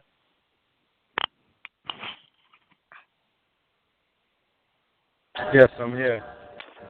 Yes, do you have any questions for tonight's guest? Not at the moment. So now at the moment, we do this. Let me ask a question. No, sorry. Let me ask a question. I want to know, good brother, what is some advice that you would give small business that wants to create a credit line, wants to acquire a credit line, in order to a credit line that will help it acquire, like, machinery, hardware, equipment, things of that nature? I first would ask how old is the small business, and then I probably would direct them to find a reputable company that adds business trades. Okay. Are you there, bro? Blue. Yeah, I'm here. Okay. Like, let me say this. A lot of times when people, this is a good way, like, if you're starting a small business and you're trying to start a business to have some history on it, one of the best things to do is, whatever state you live in, go to the Secretary of State's office, look for companies in the industry that you're trying to go into that have been administratively dissolved. And if those companies have been administratively dissolved, do a request for documents so that you can get all the paperwork on the company, right? Yeah. So once you do that, reinstate the company. The company might be 4 years old already. It ain't coming back. Reinstate it. Get a tax ID number to attach to the company. Because the most important thing is the incorporation date. So once you do that, now you got a 4-year-old company. Then you find a company like then you find a company that will add. This company is actually 4 years. Say again? I said the company that I'm referring to is actually 4 years to the incorporation date. That you built already. Say that again? A company that you built already. Okay, well you good, but I'm just saying for some people who just starting out and their company has no history, the company not even a year old. But if you have a company that's already 4 years old, there's a company in California. It's called. I cannot think of it right off the top of my head. But they've been in business a long time. You can buy $100,000 trades to go on your business credit from them. They do everything. They'll build you out the website. Because the most important thing is for your, like banks now, when you with the small businesses, you got to have everything in place, all the way down from the website to for them to be able to find you on Google and Manta and all it. You got to look legitimate across the board or be legitimate to get the big money. And a lot of times you can get the credit card without a personal guarantee, but when you're trying to get a check, you might need a guarantee with some good credit, in addition to having a good business credit profile.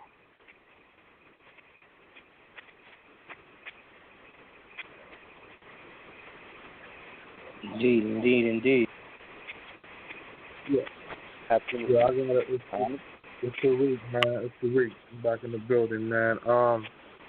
As far as, I've been noticing, like, medical bills, it seem to be real hard to get off that thing, man. So what will be your suggestion in dealing with, a lot of people got medical bills. That's like one of the most common things, man, going to the doctor, especially poor people who ain't got no insurance.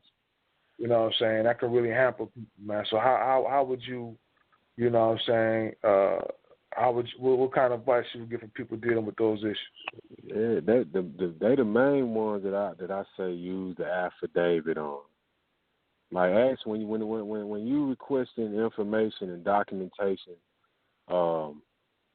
from the collection agency, because there's who you ever notice that with the medical bills, you hardly ever see the doctors that you went to or the hospital that you went to. They always sell it to a collection agency. Right. Okay. Yeah.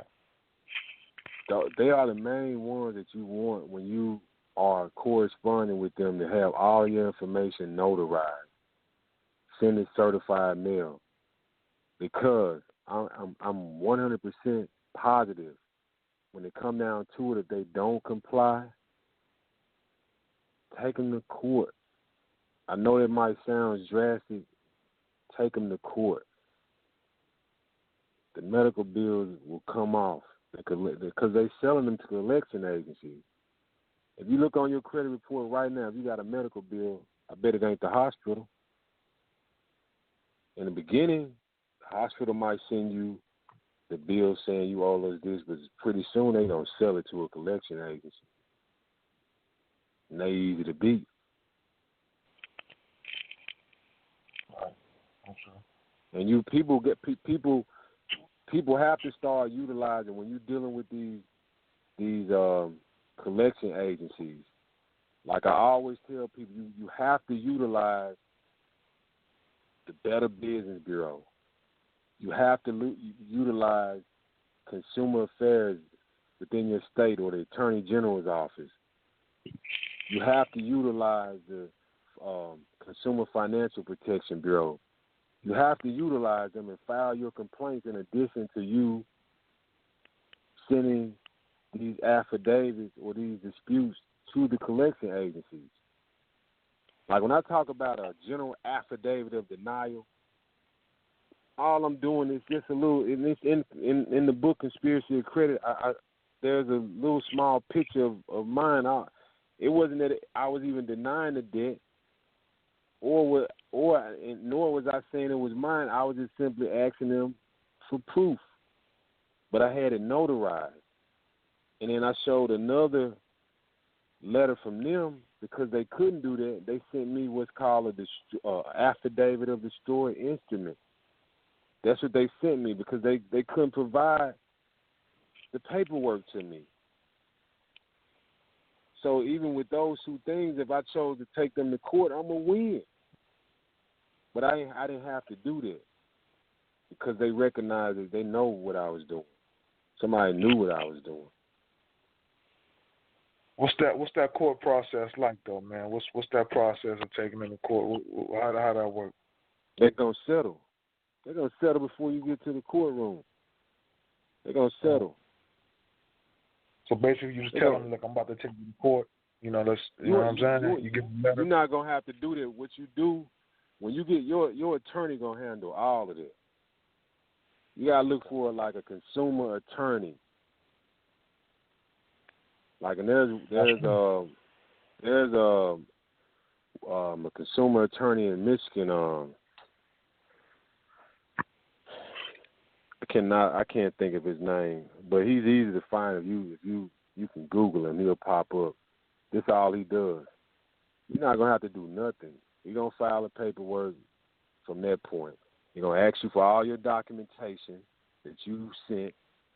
Their responses. That's the paperwork. That's why you want to send it notarized, and the attorney gonna do the rest.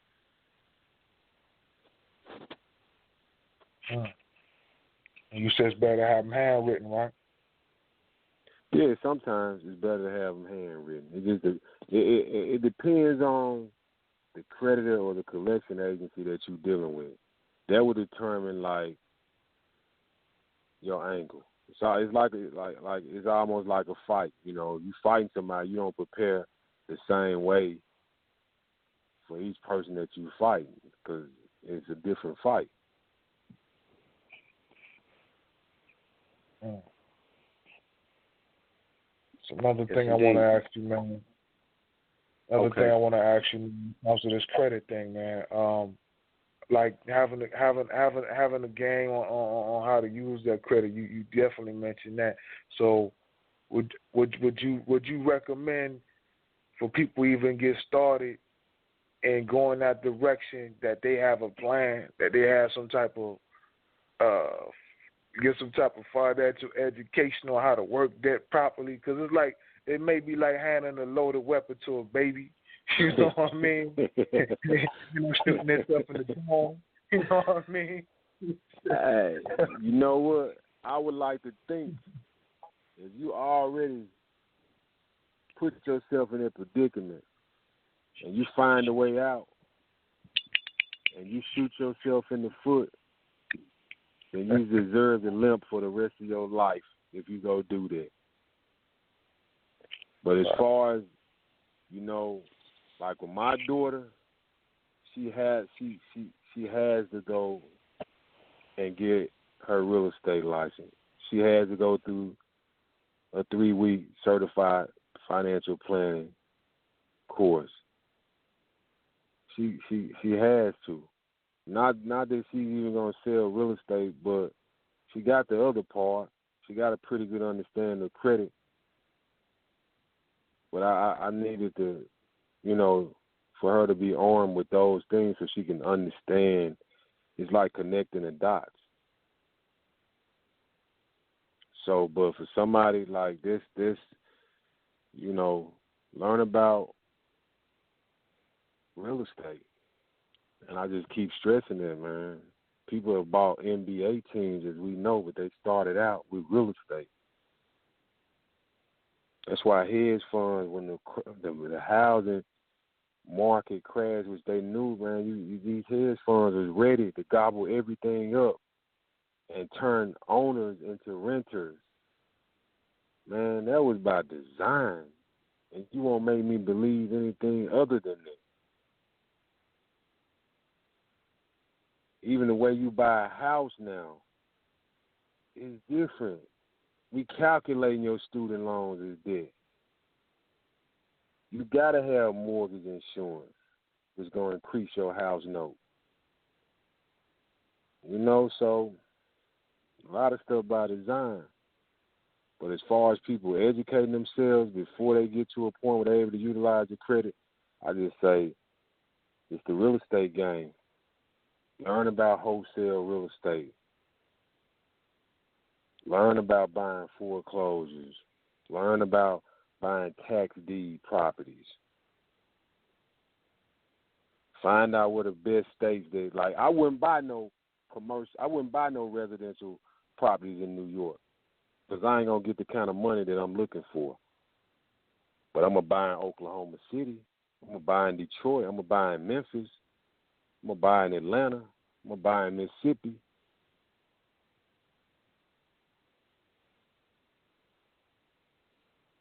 So, I mean, that's my best advice.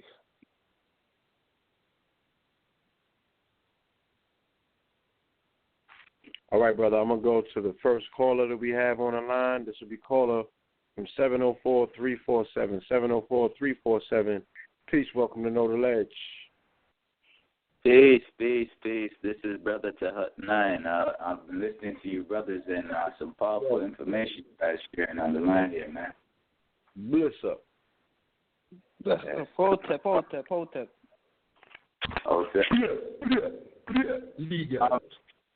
I wanted to ask the brother, like, as far as, like, you know, there's been a lot of bankruptcies over the last couple of years, and I wanted to know if you could expound on that a little bit, like what are the causes for you know, what some of the main causes for why people go into bankruptcy? Is it the credit, or is it other things? And how can what are some of the things that people can do who are interested in, you know, scavenging that particular aspect of, like, you know, the reality of the world we live in? Because, you know, the bankruptcy courts, you get a lot of things on the cheap. Well, I mean, the economy, period. Like, if the earned income not keeping up with the cost of living, it'll bankrupt anybody. You know, if you just pay attention to what took place. So it's not really a credit card debt or nothing like that. Is that because, you know? No, I mean the reason people get into debt is because they don't have the cash money, or they're not being paid properly to maintain the debt. And it's not even debt sometimes that it's not even the things that's wanted that put us in the debt. It's the things that we need. But they want you they want you to believe that because you want a better life that you living above your means. And in actuality, that's not the case. It's almost like when we talk about the housing market crashed, and now you had homeowners that had to rent, and you got hedge funds that own all this property. Now we can increase the rent. Like we can charge more rent to people that's looking for somewhere to live, but this person may work a job that's not paying them enough to keep up. So of course they're gonna go bankrupt. Or if they lose a job, a lot of businesses folding, bankrupt. You have no choice. Yeah, I figured job loss and a lot of people with medical problems.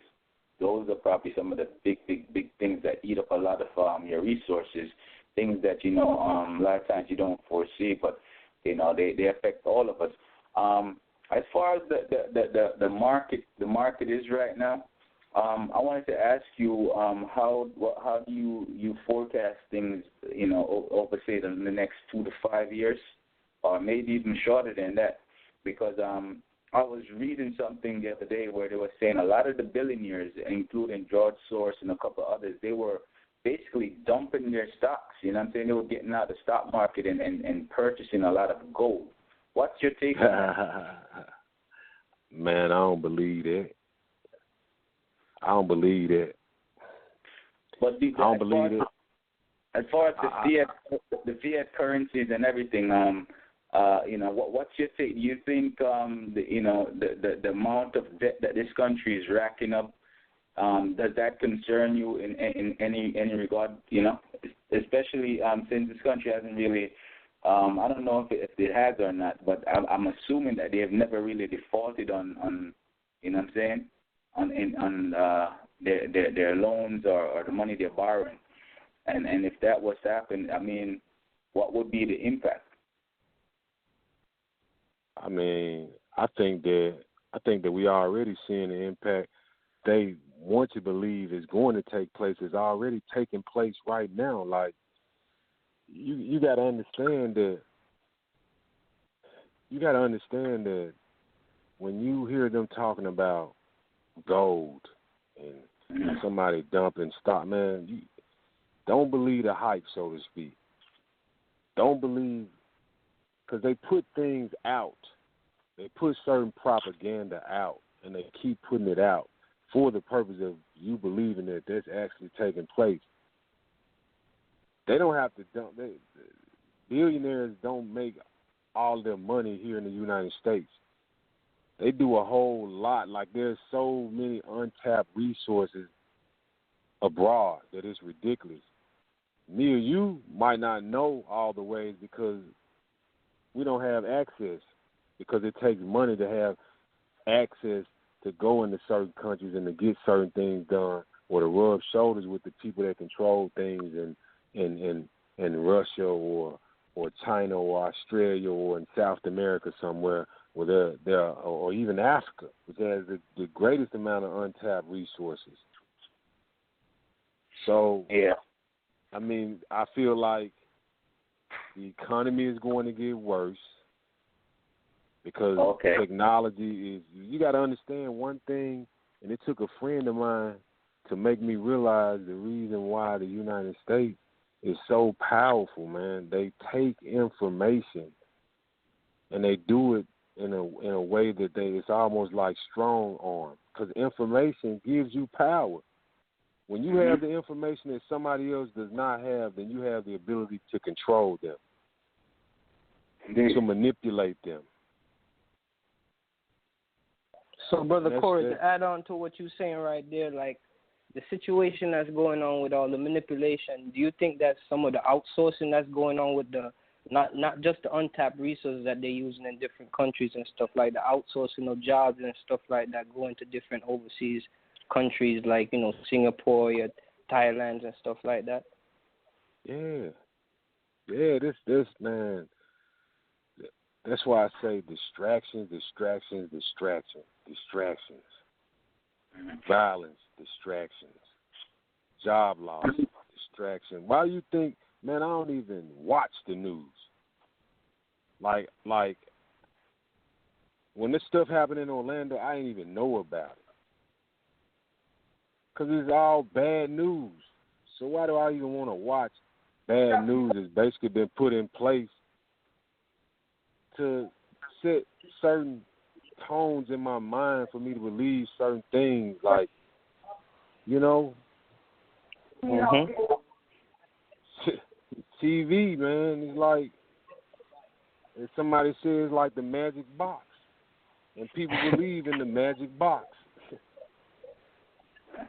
So, brother, in essence, you believe that the economy is going to get worse. Are you seeing any indications right now that kind of, give you, any confidence in that prospectus? Like, it's getting worse. What are you seeing specifically as it relates to credit and the market or different things? What are some of the specific things that you can identify as markers? Because a lot of people saw things before everything collapsed in 2008, and there's a lot of things going on right now that are not too dissimilar from what was going on then. So I'm interested in. I mean, I'm not an economist, but I try to pay attention to. I look at the value now of a college degree. It means nothing. Yes, exactly. And I equate that to I equate that to the number of jobs that's being lost. I equate that to the forecast of different wars taking place. Like all those things I look at, which gives me an indication that it's not going to get better. It's only going to get worse because the things that are supposed to drive the things that are supposed to drive our economy, like jobs.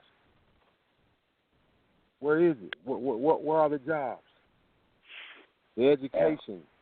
What's going on with it? How is it going to serve? No more than putting the young people in debt.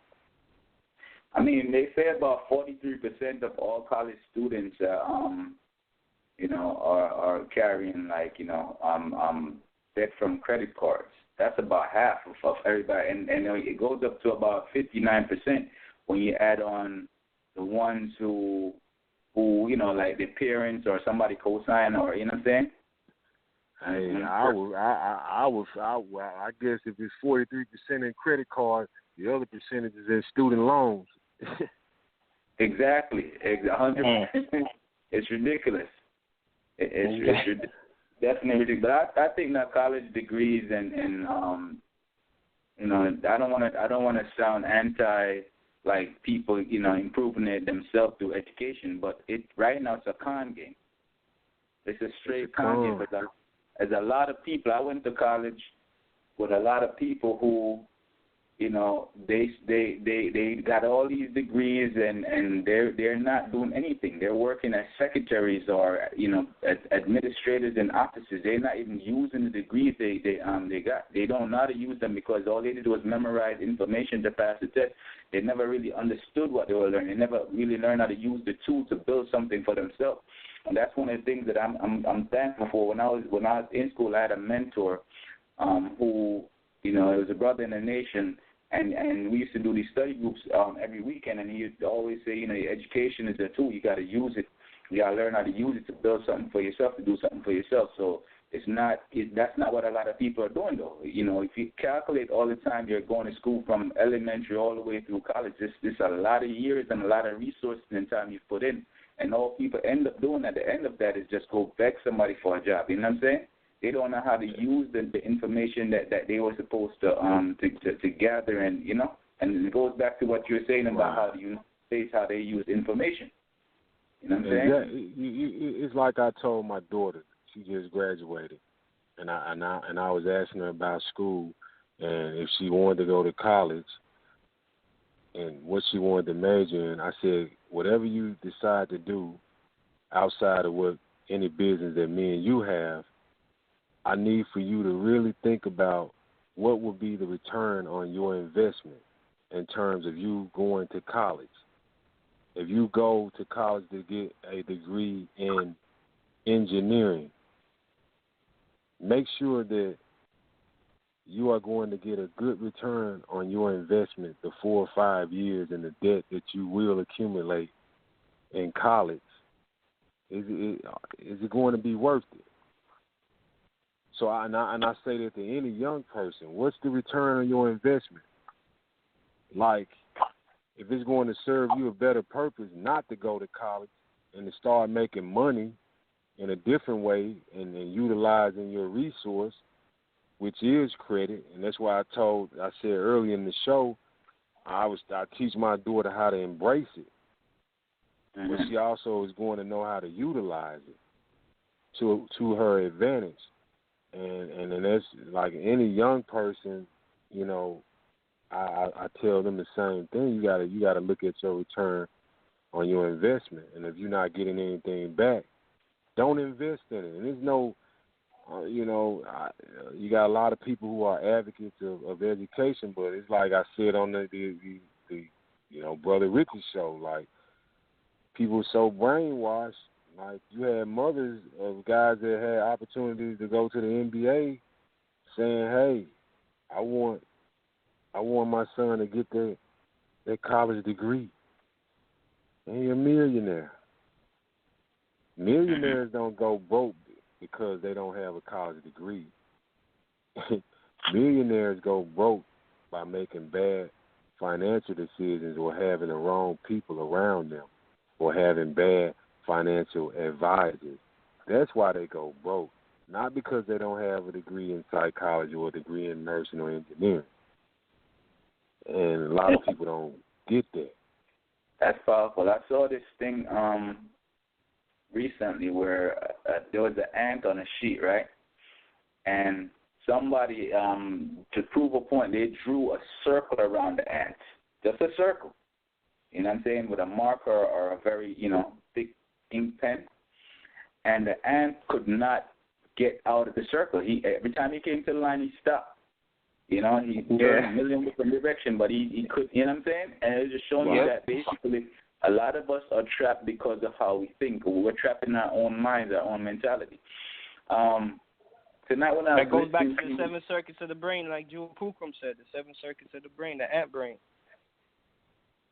Yeah. Tonight when I was listening to you go through the whole thing on credit, you basically, I like how you went into the trappings and the whole conspiracy and just broke that down, and it definitely was something that, made me think a lot, because I know, a lot of people who are trapped with this credit thing, and, as for me, myself, on a personal level, like, I just don't give a fuck. Excuse my language if that's not appropriate on the show. You know what I'm saying? I don't care. They whatever I owe them, they could deal with it. I don't give a damn. It's a game. I recognize it's a game. The median FICO score, I think, is around a 711. The scores range from 300 to 850, right? And then the higher you get, the better your interest rate. Then you look at where most people are. Like, I think if I remember this correctly, a 660, right, or lower is considered subprime, and about 35% of the U.S. consumers are at a 650 or lower, and there's another 35% that's in about the 700, and then 18% that's 800 or higher. So the majority of people, you know what I'm saying, are basically right around that subprime level. So, but people work their whole life. They go to work every day, and they're so stressed out about paying their bills, paying this credit card, paying this debt, paying. And I used to always say, It's like we're all slaves to a family called bills. You know what I mean? Because that's all we do. We slave to pay the bills. You know? We're paying the bills. You got to pay the bills. You got to pay the bills. And no matter how much you pay the bills, they keep on coming back. They never fucking go away. Right, because you trade when you dealing with, when you don't have the money, man. You, like I said, you trading time for money. Yeah, trading time for dollars. Like, yeah, it might take you gotta. It takes you a whole year to make $60,000 as opposed to somebody that can make $60,000 in 1 month. Mm-hmm. Man, you dying, you dead. You know, it's almost like a good movie that was an example of this was this movie called In Time with Justin Timberlake and Oh, yeah. That didn't tell you something right there. When you run out of time, you dead. You're dead. That was it. That's it. Yeah. So and it's crazy, brother. I mean, like, most people really believe that if they pay their bills on time, right, it's gonna help their credit. And that they don't understand. I mean, like, I did research on this. Paying your bills on time alone does not. It only accounts for about 35% of what they consider your FICO score. You know what I mean? When these lenders are looking at your situation, they look at the amount of debt you owe, which accounts for 30%, the length of your credit history, which is another 15%, the new credit you're seeking, which is 10%, and types of credit you use, which is another 10%. So it's not just paying your bills alone. I'll do you one even better. Mm-hmm. One of the first things they look at, even beyond your credit score, is your ability to pay it. Because you can have a 500 credit score, depending on what you're trying to get. If you make $150,000 a year, we're going to give it to you. Even if you got, so you are right. It's more than just, like, there's an algorithm to all of this. So it is more than just paying your bill on time. You're exactly right. It's a whole. They got this thing completely rigged, and it's designed to keep you like the ant in the imaginary circle.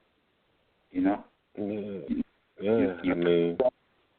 feel like you're trapped. You can't get out of it. I mean, like, if you die today or tomorrow and you owe $1 million, what does it matter? You see what I'm saying? So you gotta live your life outside of that. Let them deal with that. Let them die over how much money you owe them. I remember one time I owed Chase some money, and they kept on calling me. And the guy, whoever the caller was, like, you know, like he wanted to bat me up on the phone, like threaten me and make me feel, intimidate me. You know what I mean? And I said to him, I said, yo, you know, like, if I don't answer my phone, you can't even speak to me. I'm doing you a courtesy. So if you know, we could continue this conversation one way or we could not. And he continued. I just hung up the phone on him. You know what I'm saying? And changed my number, and I've never heard from them again. So that's how simple it is. You know what I'm saying? That's how simple it is. You know what I mean? Because if they go up to the point where you die, they can't get the money. So don't stress yourself out worrying about paying. So, you know, if they were foolish enough to give you all this money, which they were hoping you were foolish enough to take, because, you know, they're gonna. It's like it's money that's not even real. They're inventing it out of thin air, and then they're having you pay something that they. Here's the thing, when they extend you credit or they give you money, it's an asset in their books, and they're able to, like, I talk about leveraging debt or leveraging credit. They are able to leverage that. Even if they lose, they are still not losing. Exactly. If that makes sense to you. They get a credit from the IRS. They get all kinds of, like, you know, things that sometimes these things are written off. I wanted you to go into. I didn't hear. I don't know if Blue got into, but I wanted you to go into, if you can. I don't know if you know enough about the mortgage, because you talked about it a little bit. about foreclosures and that stuff, like, but as far as like how mortgages are set up, because that's also another craziness. Man, it's the biggest long short game ever created. Yeah, and a lot of people don't understand that the people who you're paying your mortgage to, they are not the ones that own your mortgage. They're services. They're like a debt collector. That's all they are. You know what I mean? A lot of times your mortgage has been securitized and sold to groups of investors. So it's like they've taken the apple and they've blended it into like all these tiny pieces, and they've sold off different pieces to different people, and they can't put the apple back together. Right, right. It's called bundling.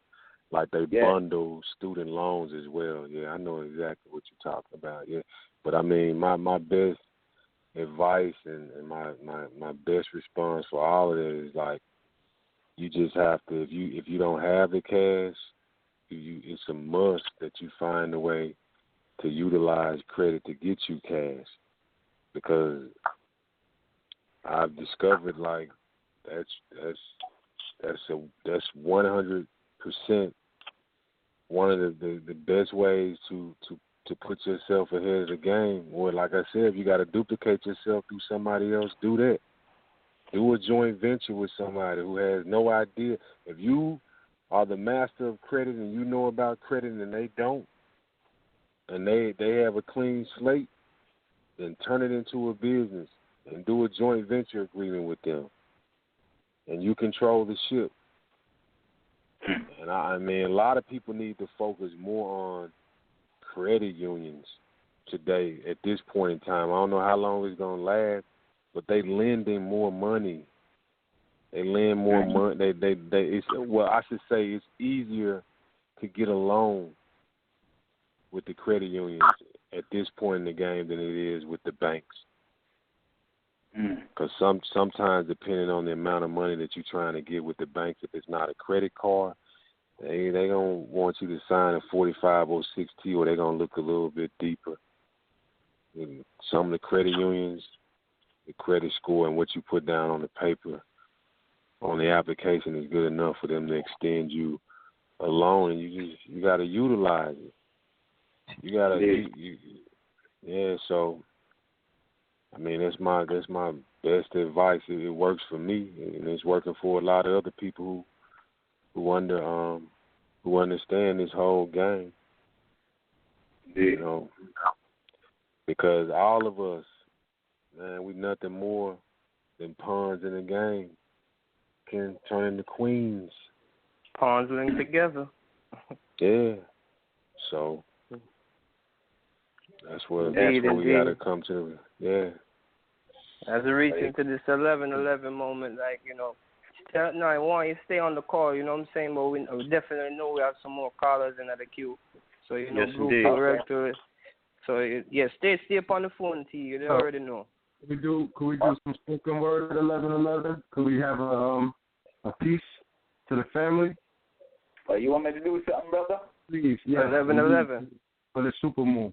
I mean, for this solstice and this moon. All right, let me see. I change times, but times change time and time again. Painting days African and nights Caucasian, while I'm caught chasing time will never have any time to give me a second to make an impression, but I'm pressed on, arm in arm, engaged to the sun. I married the moon, spoon feeding, drum beats to broken hearts beaten to a pulp by bad feelings, now feeling bad. Bathing in the ashes of burned wind, burning for rest in the forest from which change comes to change bums, begging for change. Here is 50 centuries, standees on yes tomorrows and past the days. On my way to my next life, I pass the day, forcing force to multiply mass times speed. I need the impact. I'm packed with change, practicing change, but nothing changes because I keep on changing my mind. So I loop my thoughts to keep my mind constant, high the hierophant in my brain, painting hieroglyphics and impulses to set ancient Egypt through me in a train of thought. Training my thoughts in mind to learn, spurring twisted thoughts to straighten our crooked minds, trying to impeach my speech with punctured tongues that leak lies, using lip service to serve eyes to the mind, thoughtless and dying eyes. Watch watching the time devastated, watching kids going to school to be executed, not educated, agitated by the violence string with tears play the moods of the people play. Violent strings with tears play the moods of the people filing suits in courts with cameras and judges who make judgments for ratings while parents are waiting for justice crying because their children are dying and the law can't save them. Enraged men take up arms. Terrorists turn planes into bombs. Now freedom is on vacation, so the civilians are in a civil war where civilization is fettered. Technology cannot make things better if the people don't change, and the people don't change because the people are chained, linked together by tradition that trade their minds from one generation to the next. Nothing has changed, including change, nigga, you've been tricked. Ask God, but God said, life is the bitch and the devil is the racist surface who racist, so I cut off his dick to make sure he couldn't fuck with my life. Drinking colorblind water to quench the thirst of black and white because I'm black and blue from white boys and blue. Stay true to their clan, creed, and complexion. I try to flex on their superiority complex, but they're not superior or complex. They're simple minds thinking hard, trying to affirm me the race of life, but they die a meter, every meter in the diameter of my circumference, fenced in by circumstances, taking chances with time, picking its pocket, searching its wallet for change. But time was broke. So everything remains the same.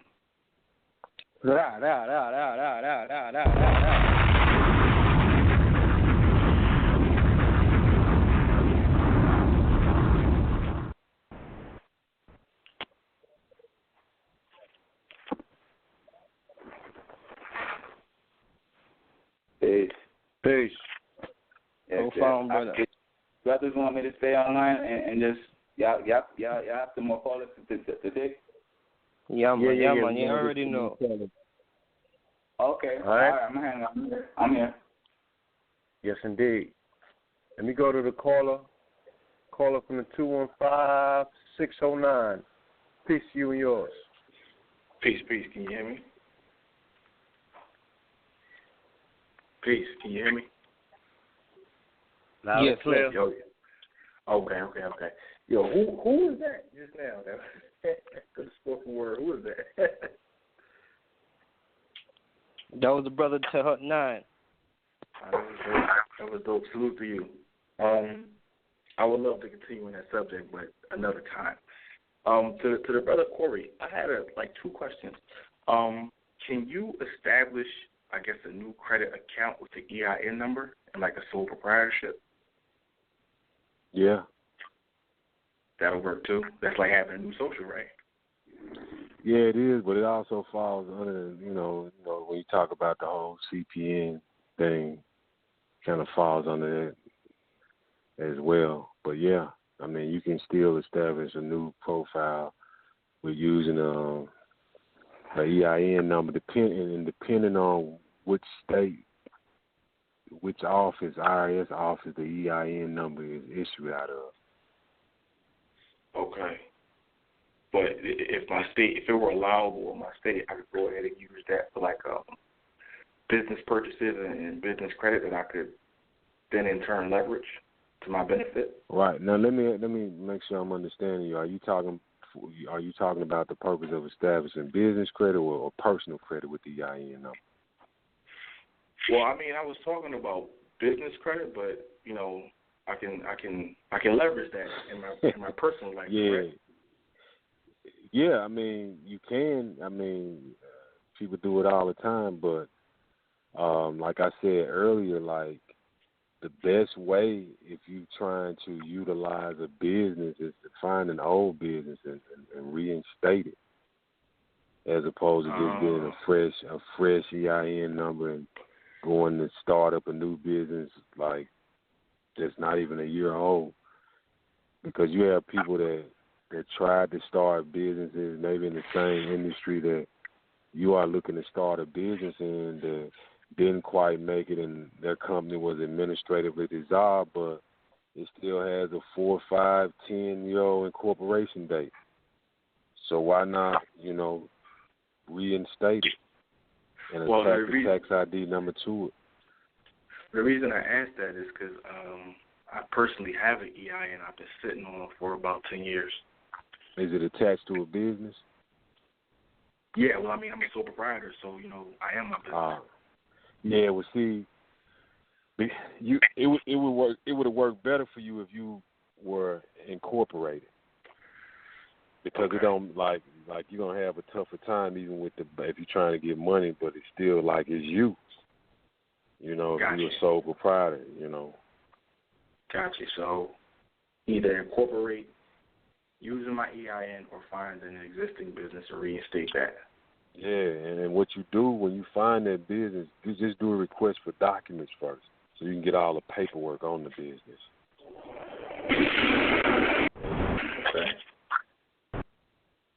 Okay. And what's the easiest way to raise my credit score? Like, is there anything the easiest way? Do you have something on your credit? Yeah, I got some things on my credit. On my negative personal credit. Or negative? Yeah. You got to remove the negative things off your credit. So can I use an affidavit for that, or do I got to actually pay it? Nah, man, listen. I don't tell anybody if you have gotten behind, or if it's been charged off, or if it's been sold to a collection agency, it's a wrap. So why are you going to take your money and try to fix something that's not going to help you? Because you pay it doesn't mean that it's going to help your credit score, because the history is there. The bad history is there. And they're not going to erase it. So the best thing for you to do is to get it off your credit. And once it's off your credit, try to find somebody to add you to a credit card that they've never been late on before, to increase your credit score. But that's the first step you need to do, is get the negative stuff off your credit. But don't pay it, because it's not going to help you. I don't care what Susan Orman said. or Dave Ramsey, man, it's not gonna help you. It's bad. Okay, you paid it, but I basically sent them an affidavit saying I'm not responsible for the debt. Yeah, you send them an affidavit. I always ask first, how old is it? Is it a collection accountant? Who is with? Okay, when you reach out to them, and when I talk about affidavits in your letter, you just gonna first of all, you're gonna simply state that you want paperwork as proof that that debt really belongs to you. It's a little bit different than validating the debt. I want the actual paperwork. I want my signature. I want my identification. I want to see the contract. I want to see the paperwork. I want to see the agreement. You know, but you gotta get it when you send that in. Have it notarized and send it in via certified mail. Shit, I'm about to try to become a notary myself. It ain't that difficult. Yeah, but you can't notarize your own affidavit. Oh shit, that was the purpose of me doing it. Okay. Fair enough. Do you do consultations, private consultations? I do, but man, send me an email. Just send me an email at Corey@CoreyPSmith.com or info@CoreyPSmith.com. And that's Corey? Yeah, Corey. Cool. Appreciate you, brother. Likewise. Pills, Destiny Grind, of course, I appreciate y'all, as always. I don't want to take up too much line because, I could talk for days, but I'm going to sit back and listen because, everybody in the house is asleep, so I don't want to disturb the people I live with. But appreciate you. You got some questions, make sure you ask them. Say again? I said, if you got some questions, make sure you ask them. No, I mean, I got all the ones that I wrote down. I just don't want to tie up the line too much. Like, I'm going to actually sit down and think about it more in depth because I was moving a little bit as the show was going on. So I'm going to think about it more in depth, and I'm going to shoot the brother an email. Indeed. Appreciate y'all, man. Thank you again.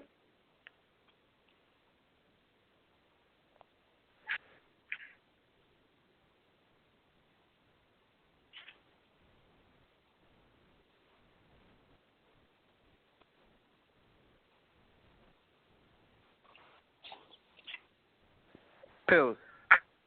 Yo. Peace. Blue. Hey, brothers. Yeah, this is Red. Peace. Okay, Hey, Red. Hey, Red. Peace. My bad. Hello? Can you hear me? Yes. Welcome to Know the Ledge. Peace. Oh, thank you. This is Chris from the LA region. And I want to thank Brother Corey. Corey, I purchased your Conspiracy of Credit, I guess a couple of months ago, and it was a very interesting read. And so I want to thank you for putting that out. A lot of information. I'm pretty knowledgeable about credit and how it works. And Right. man, I tell you, that was a treat for me and very enlightening. I learned a lot that I didn't know, and I've been sharing it with as many people as I can. One of the mistakes that I did was I actually purchased it. I downloaded it on Kindle, and I got rid of the Kindle. I deleted the Kindle or what have you. There it went. I wish I would have purchased a PDF because then, of course, I would always have this if it was a PDF. So I'm wondering, do you have it in a PDF form? Because I need to get another copy of it because I'm going to be sharing it with some young folks, particularly my daughter. You in LA? Yeah, I'm in LA, South Bay, LA area. I'll be in LA tomorrow. Oh, really? Yeah, I'll be in LA tomorrow. So if you send me an email, I'm gonna be there for. I'll be there. Let me see, almost a week. Like right up close to the holidays. You can run into me, man. I'll give you a paperback copy of the book. So okay. Send me an email and with your telephone number and when I get to LA, well not tomorrow, but sometime during the weekend, I'll run into you. Okay, so you're right. So what's the I'm actually driving, so I can't write the email address down. Is it in the show title? Yeah, it's the show. I'm gonna tell you, it's easy to remember. It's Corey at CoreyPSmith.com. Say that last part again, Corey. At Corey P as in Paul Smith.com. My name, Corey at CoreyPSmith.com. Okay, I got that. That's easy. Okay. Yeah. Okay, I'll send you an email. All right. Okay. All right. Thanks, brother. Thanks, Red. Thank you, caller. Indeed, caller. Peace. Indeed. All right. Yes, indeed. We're going to go to our next caller. That would be caller from the 708-768. 708 caller. Peace to you and yours. Welcome to Know the Ledge. Thanks for having me. I'm from Chicago. I have a question. I'm just tuned. Can you hear me? Yes, we can. All right. I tuned in late. I intended on listening to this, and I had some questions regarding CPNs. I don't know if you guys covered it earlier, but I had questions regarding CPN, or did he cover it, that topic? Nah, we didn't really talk about it, but I mean, are you familiar? What's your question? Yeah, I'm very familiar with CPN. Maybe I could email you because I'm trying to figure out the best method of going about dealing with those. Yeah, you probably want to email me, man. I try not to. I understand. Yeah. I understand. But shoot me an email and let me know, who you are. And you're in Chicago. That's a good thing because I'll be in Chicago in July, the beginning of July. Yeah. So. All right. It's gonna come from a business email, a car dealership email, Dynasty. Okay. Yeah. Okay. Send it to me. I've been trying to do better about getting back with the emails because people was complaining like my communication is bad, and I'm like, man. So I'm trying to do better with we can. Oh yeah, man. When you're busy, that's what happens, man. When you're busy, I get it. I understand it. Yeah. But thank you. I'm going to re-listen to the show. Hopefully, we will be able to contact or run into each other when you come to Chicago.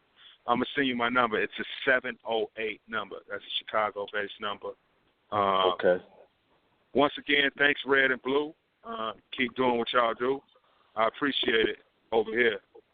Peace. Appreciate you. Indeed. Peace, family. Peace. Okay, let's go to caller from the 860-212. Caller, welcome to Know the Love.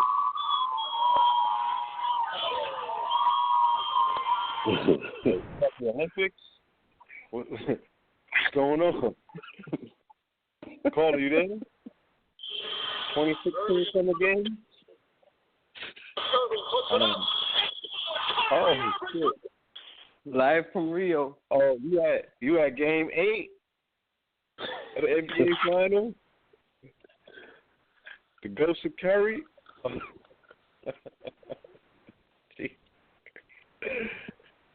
Oh, man. It was a full moon last night, so you already know. Yeah.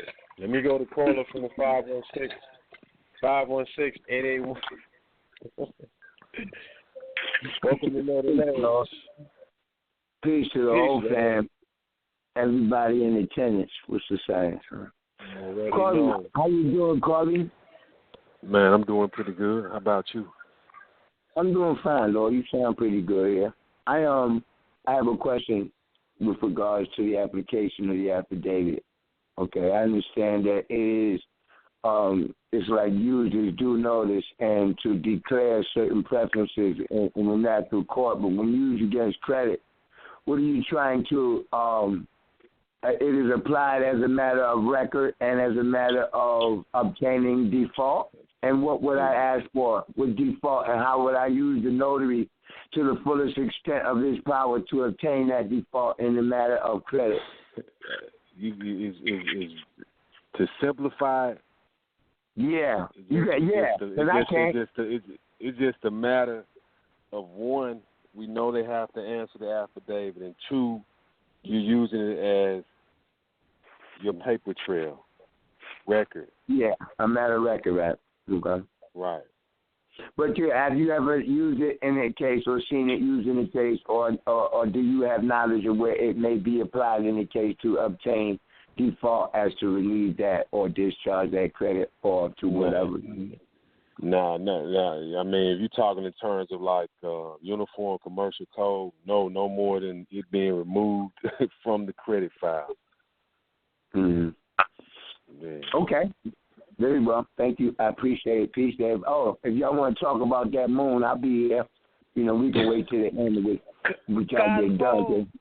Because look, man, that Mars was in perfect alignment with Uranus. And there's you can Google it, man. Dude got shot right in his dome. All this echoes that that tetrad moon we was talking about on the show. That I told you those moons last for 2 years. Mhm. No doubt. Mm-hmm. We're gonna get into it. Yeah. All right. Yeah, but I just wanted to ask your brother Corey that because I don't have any credit at all. Oh, you don't? No, I don't. I don't have any. I've never had a credit card, Lord. You a gold mine. You like $100,000 walking. Really? Really? You elaborate on that and in your book specifically. Do you? Say again. Do you elaborate on how to take advantage of that position and condition in your book specifically? No, I don't go into a whole lot of detail in terms of when you have no credit. I kind of touch on how you can piggyback off someone who has good credit. But if you have no credit, man, you a gold mine. No reason why you shouldn't have access to at least $100,000 and to invest in some type of real estate within the next 4 months. Okay. I know. I heard your email. All right, my brother. And that's real. I mean, Mhm. it's just, like I just say, it just boils down to having the information. Indeed.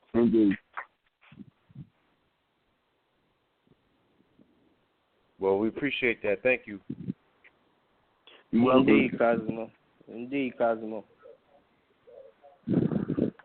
Peace. Hotep. Okay, I'm not quite sure if I opened this line. If I did already, I apologize, but I'm going to try this. Caller from the 678-429-678. Caller, did we open your line yet? Peace. Yes. Peace, brothers. How's everything? Greetings. Peace, Queen. We are wonderful. Well, I just have a kind of like a question / comment. I've been incorporated for my main business in Delaware since 2005, and I had started a subsidiary in Atlanta when I moved to Atlanta that's based off my corporation, but it's an LLC. And so I had 2 different EIN numbers since there's 2 forms of business. But from my experience, I haven't really had much luck getting business line of credit based off my businesses, and it's only off the strength, for what I've been told, that I don't have a separate business bank account. So I'm trying to figure out, like, is that absolutely necessary, or maybe I'm just, like, going to the wrong places, because there's other companies out here now, other platforms like Fundera and other, like, different fund sourcing platforms, but they base it off your sales and also your activities, but they also base it off your credit. And if my credit sucks, I can't really find any funding for it, because even though it's an EIN and it's a separate business and it's incorporated, they're still basing it off my personal too. So, like, do you have, like, any advice about that? Nah, you have to. You just hadn't found the right source to add business trades on their business profile, meaning like a $50,000 line of credit on your business profile showing that it's been paid off. In addition to that, do you have a website? Yeah. That's back there. I mean, how old is the website? It's pretty up to date. No, I mean, how old is it? How old is it? Till 2005. Okay, so that's good. The other thing is, do you have a business office and a telephone number? And do you have like a financial statement for your business on file with, like, even though, you know, Dun and Bradstreet's been compromised, they still look at that. Now, once you have all those things in place, you can obtain credit. You might not be able to get the check, but you can get the credit card without having a personal guarantor. But you got to find a good source.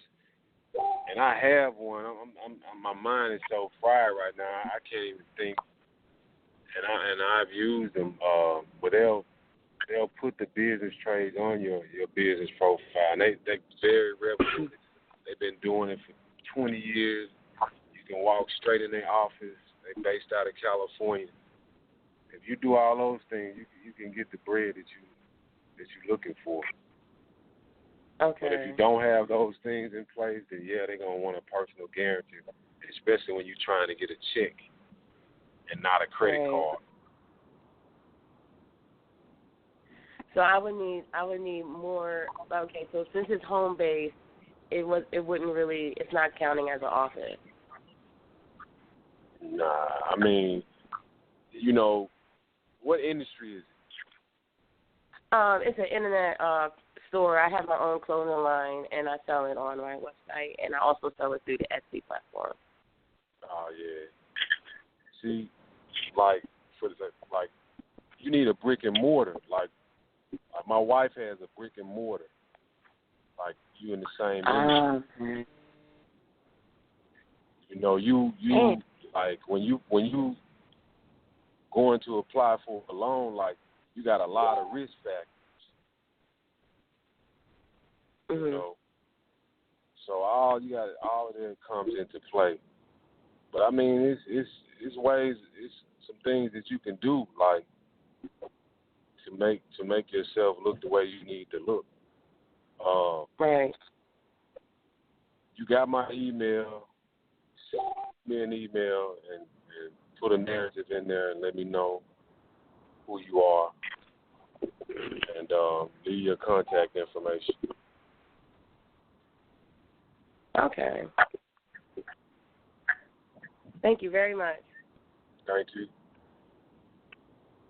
Appreciate you, Queen. Give thanks. Peace. Okay. Let's see. Any other hands up? I think we got everybody in the call queue.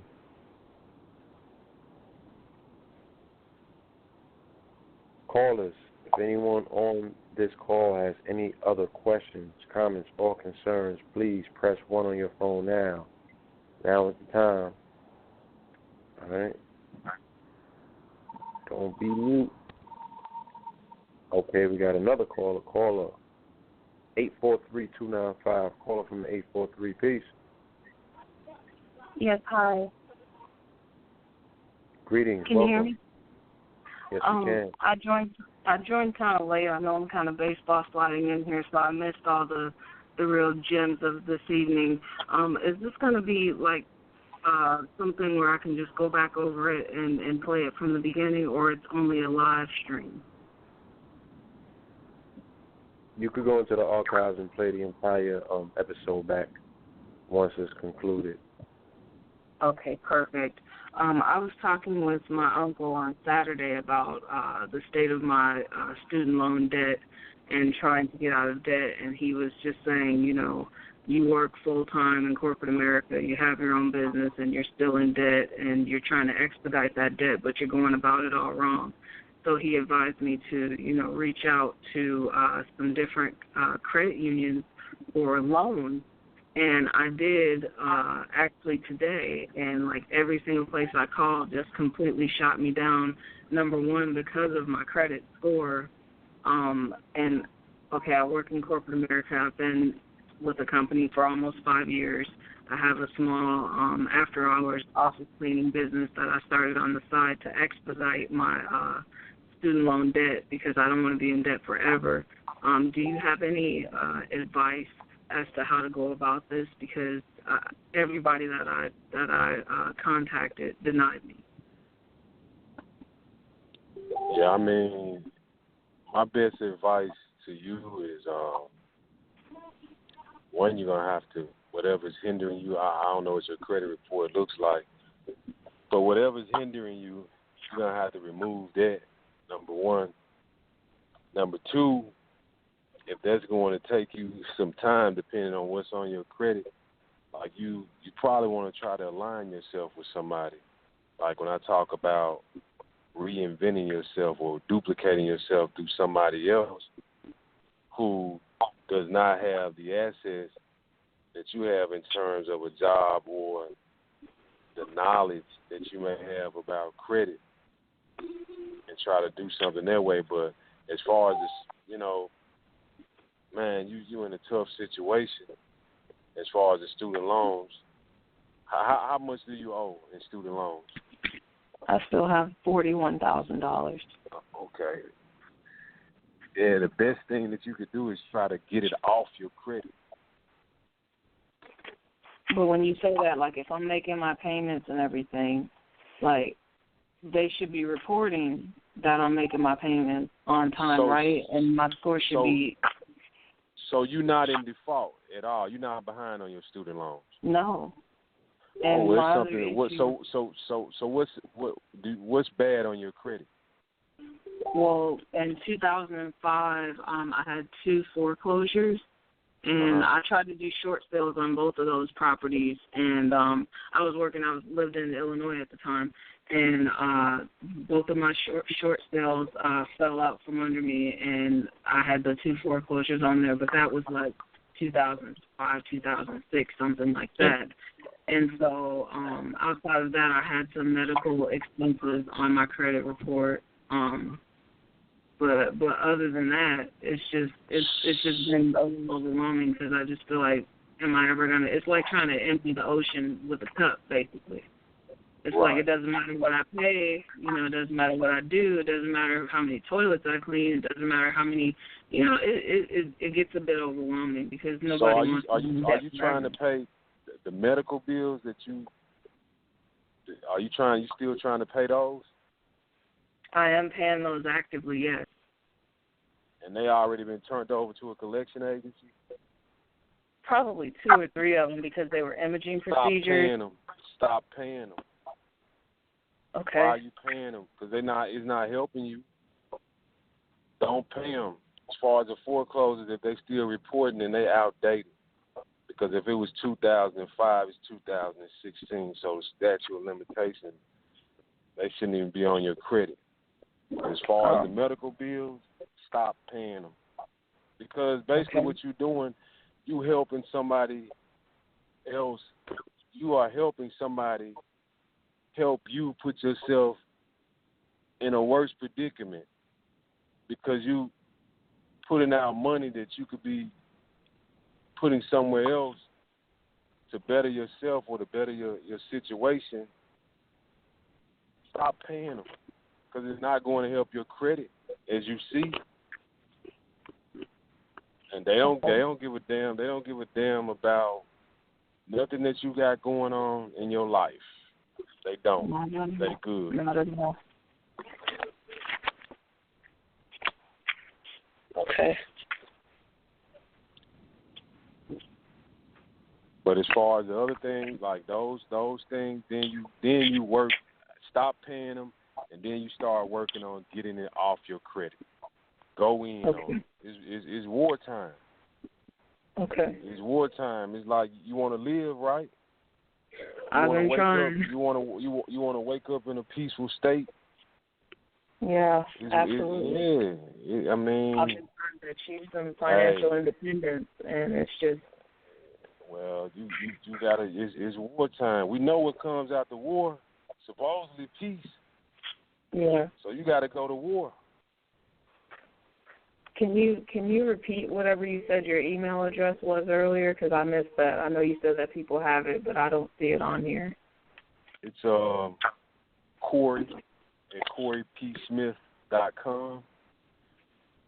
And you could also email me at info@CoreyPSmith.com. Okay.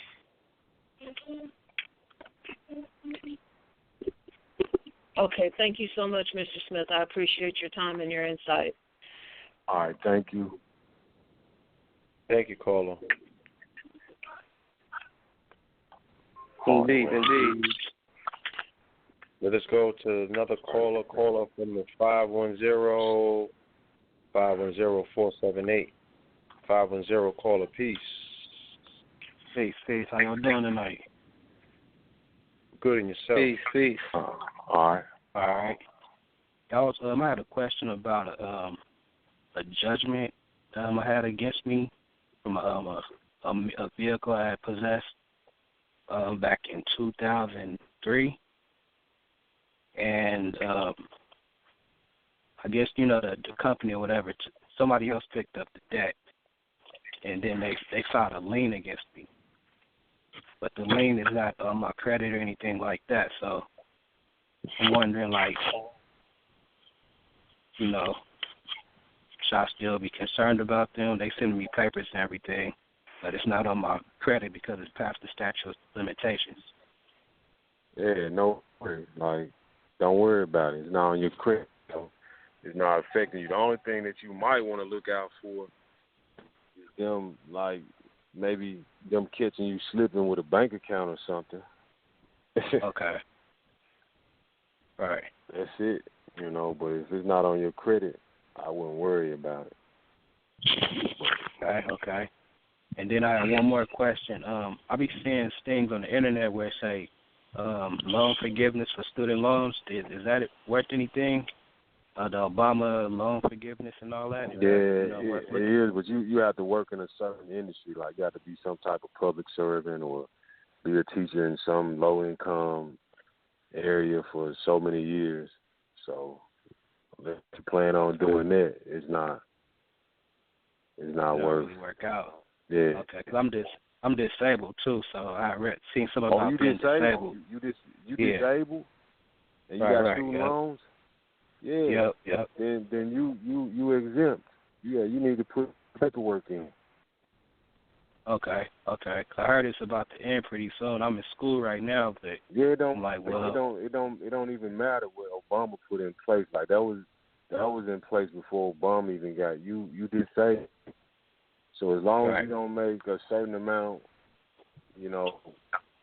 per year, you exempt. So you just need to put in your paperwork. You got paperwork to show you're disabled, right?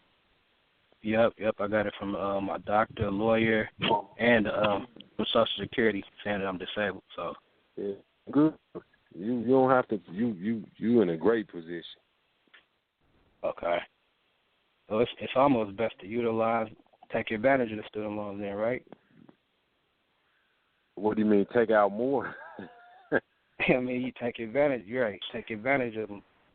You know what I mean? Nah, man, I wouldn't even.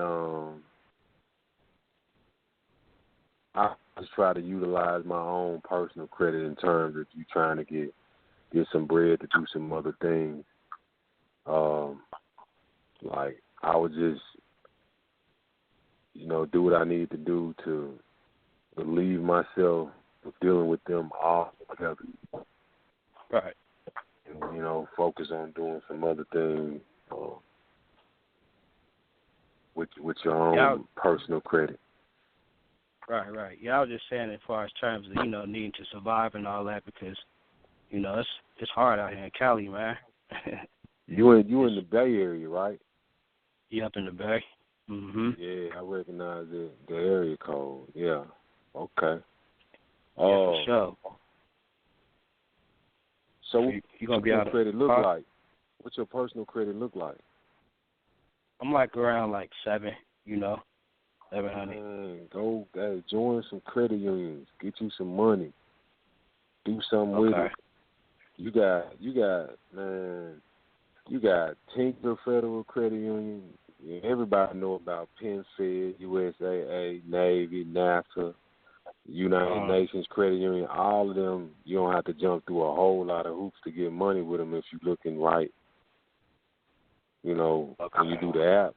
So if you got I tell anybody, if you got a 700 credit score, don't die with it.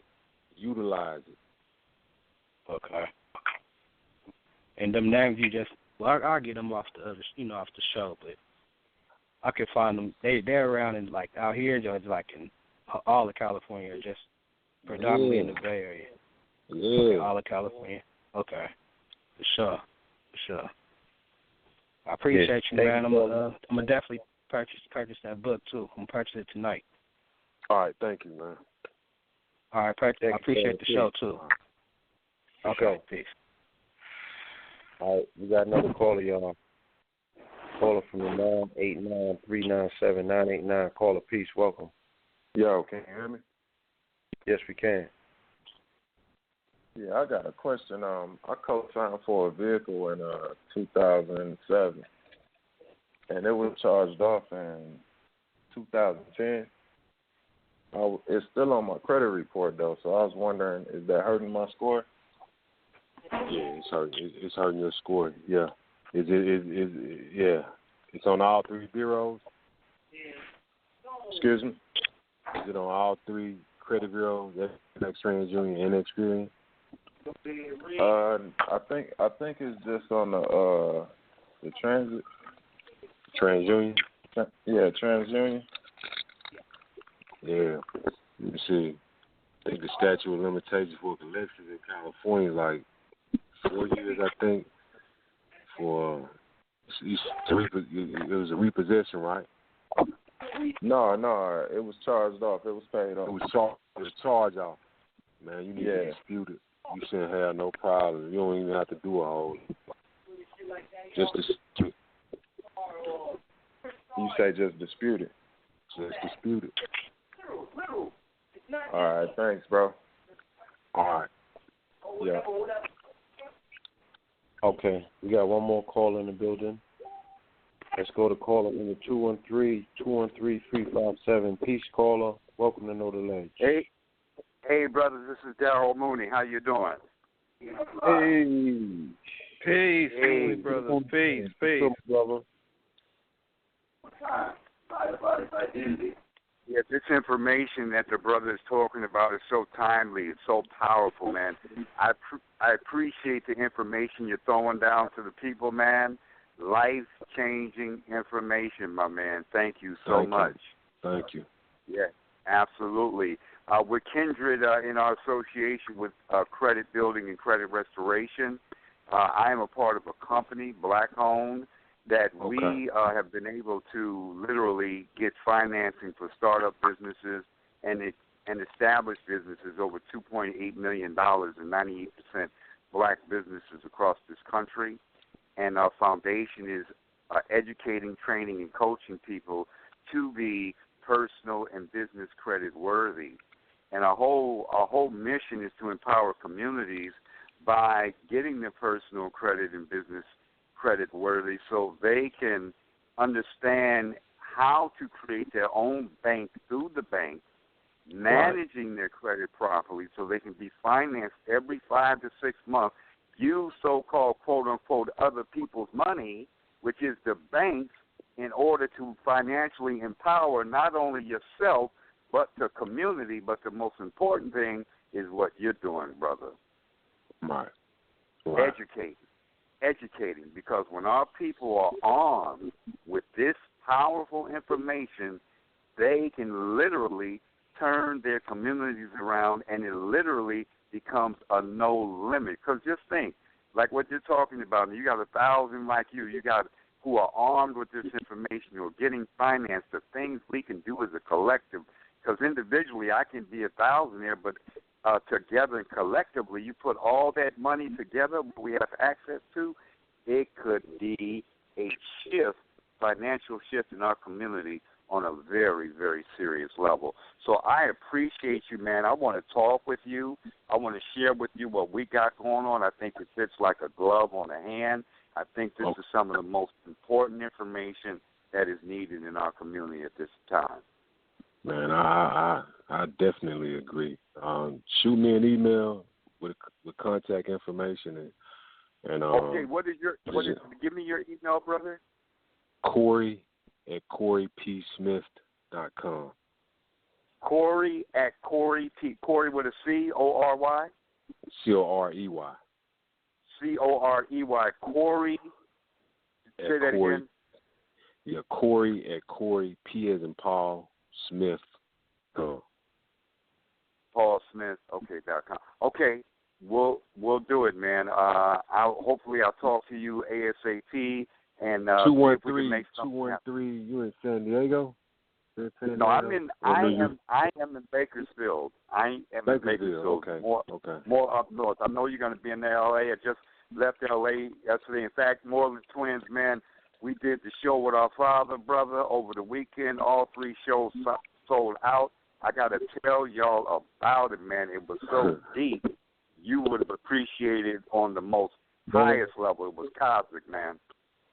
You need to bring Pops on, man. Let's make this thing happen. Yeah, man. Let's make something happen, man. We're going to be in Washington October 1st at Howard University with the Full Moon Show. October 1st? October 1st. Yes. Oh, no, I'm there. Yeah. Okay. All right, brother. So anyway, my brother, Huh? I said, Dick Gregory can fly through to that? Dick Gregory, I'm sure he'll be coming through. He's going to be out here. We're going to be with him out here on July 30th and 31st at the J-Spot. Okay. Yeah, but he's definitely going to just have decided that. Umar Johnson, hold on, yeah, somebody's phone is open. Family okay. Not a part of in the phone conversation. Okay, family. For those of you who want to check out what we do, you can go to MooneyBusinessAndBank.com, MOONEY, businessandbank.com, and see how we're financing black businesses across the country. I appreciate you guys. Thank you so much, man. Let's get in touch, my brother. Making teams on your heart. Peace.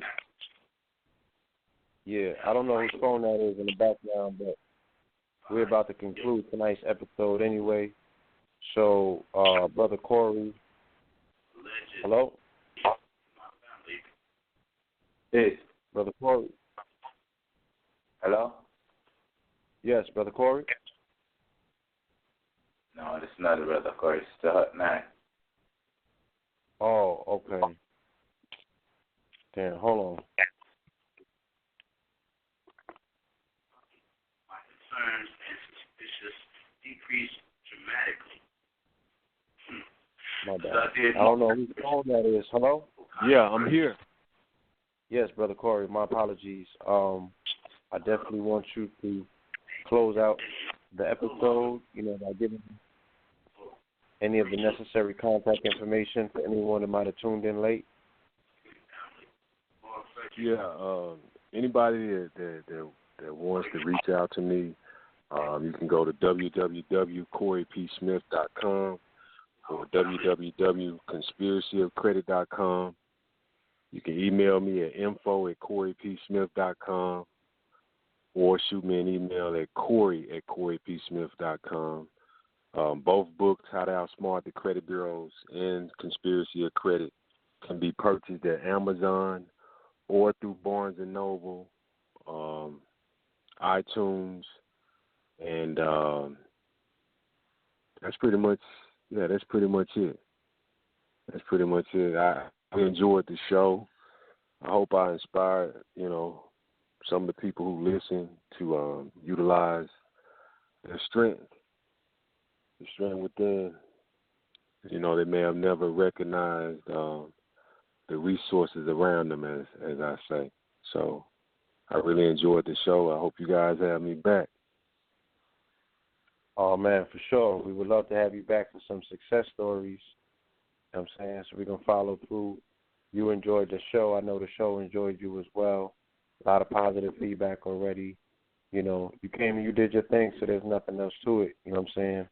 You let everything else speak for itself. So we appreciate you. We honor you for the work that you're doing. Economic liberation is something that our people still need. I went to a Juneteenth celebration this weekend, and as I was doing my interviews with the people, I say we here celebrating liberation, but we damn sure know that we not economic liberated. See, y'all niggas need to kick it off. Stop it. It's all new forms of slavery. People are just walking into cages voluntarily because of a lack of information. You know what I'm saying? I don't think anyone necessarily volunteered themselves for this, but there are some people that, even if they know that, these situations are traps, they still going to walk into it face first. So for people that do want to get out of those traps, you know what I'm saying, for those that are not on that time, we are, this is the people that we do it for, those that want to liberate themselves and their families. You know what I'm saying? Harriet's job is not done yet. You feel me? So we salute you for offering your part of it. You know what I mean? And there are many parts that people can play, but this one right here is very vital. All right? Brother's line drop. All right, family. Appreciate you. Okay? Definitely be back Friday for another episode. Make sure that you share tonight's episode. Do it for yourself. Do it for your friends. Do it for your family. Do it for the people. Okay? Make sure that they download the show. You can share it. Tell a friend to tell a friend that the brother definitely went in tonight.